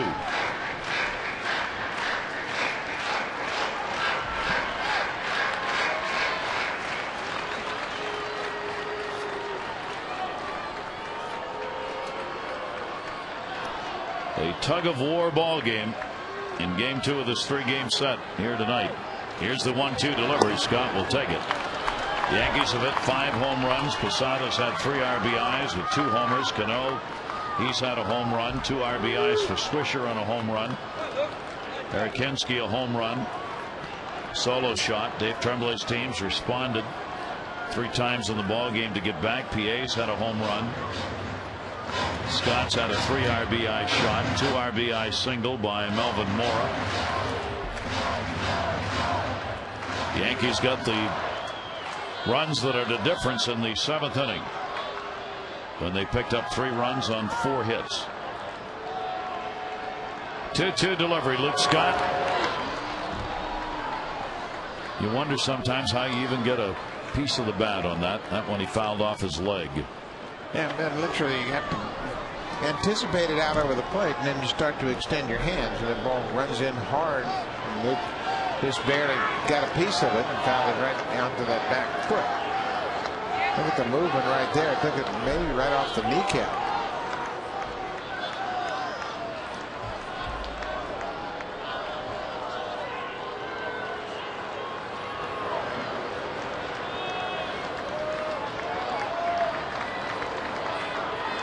Reimold off first base. 2-2 delivery. Scott. And then that's what he does to you, as he did to Marquez. Yeah. You're all concerned about getting your hands chopped up, and he throws a pitch that's breaking away from you. And it looks like it's 5 feet away from you, and it's on the outside corner. Luke did a good job of spoiling that pitch. He's battling here. Orioles need to get one more on base to get the potential tying run to the plate here in the bottom of the 9th inning. Mariano Rivera has had to throw 20 pitches. And that's going to be to second base. He may not have to throw anymore. Jeter. This one's in the book. The Yankees win at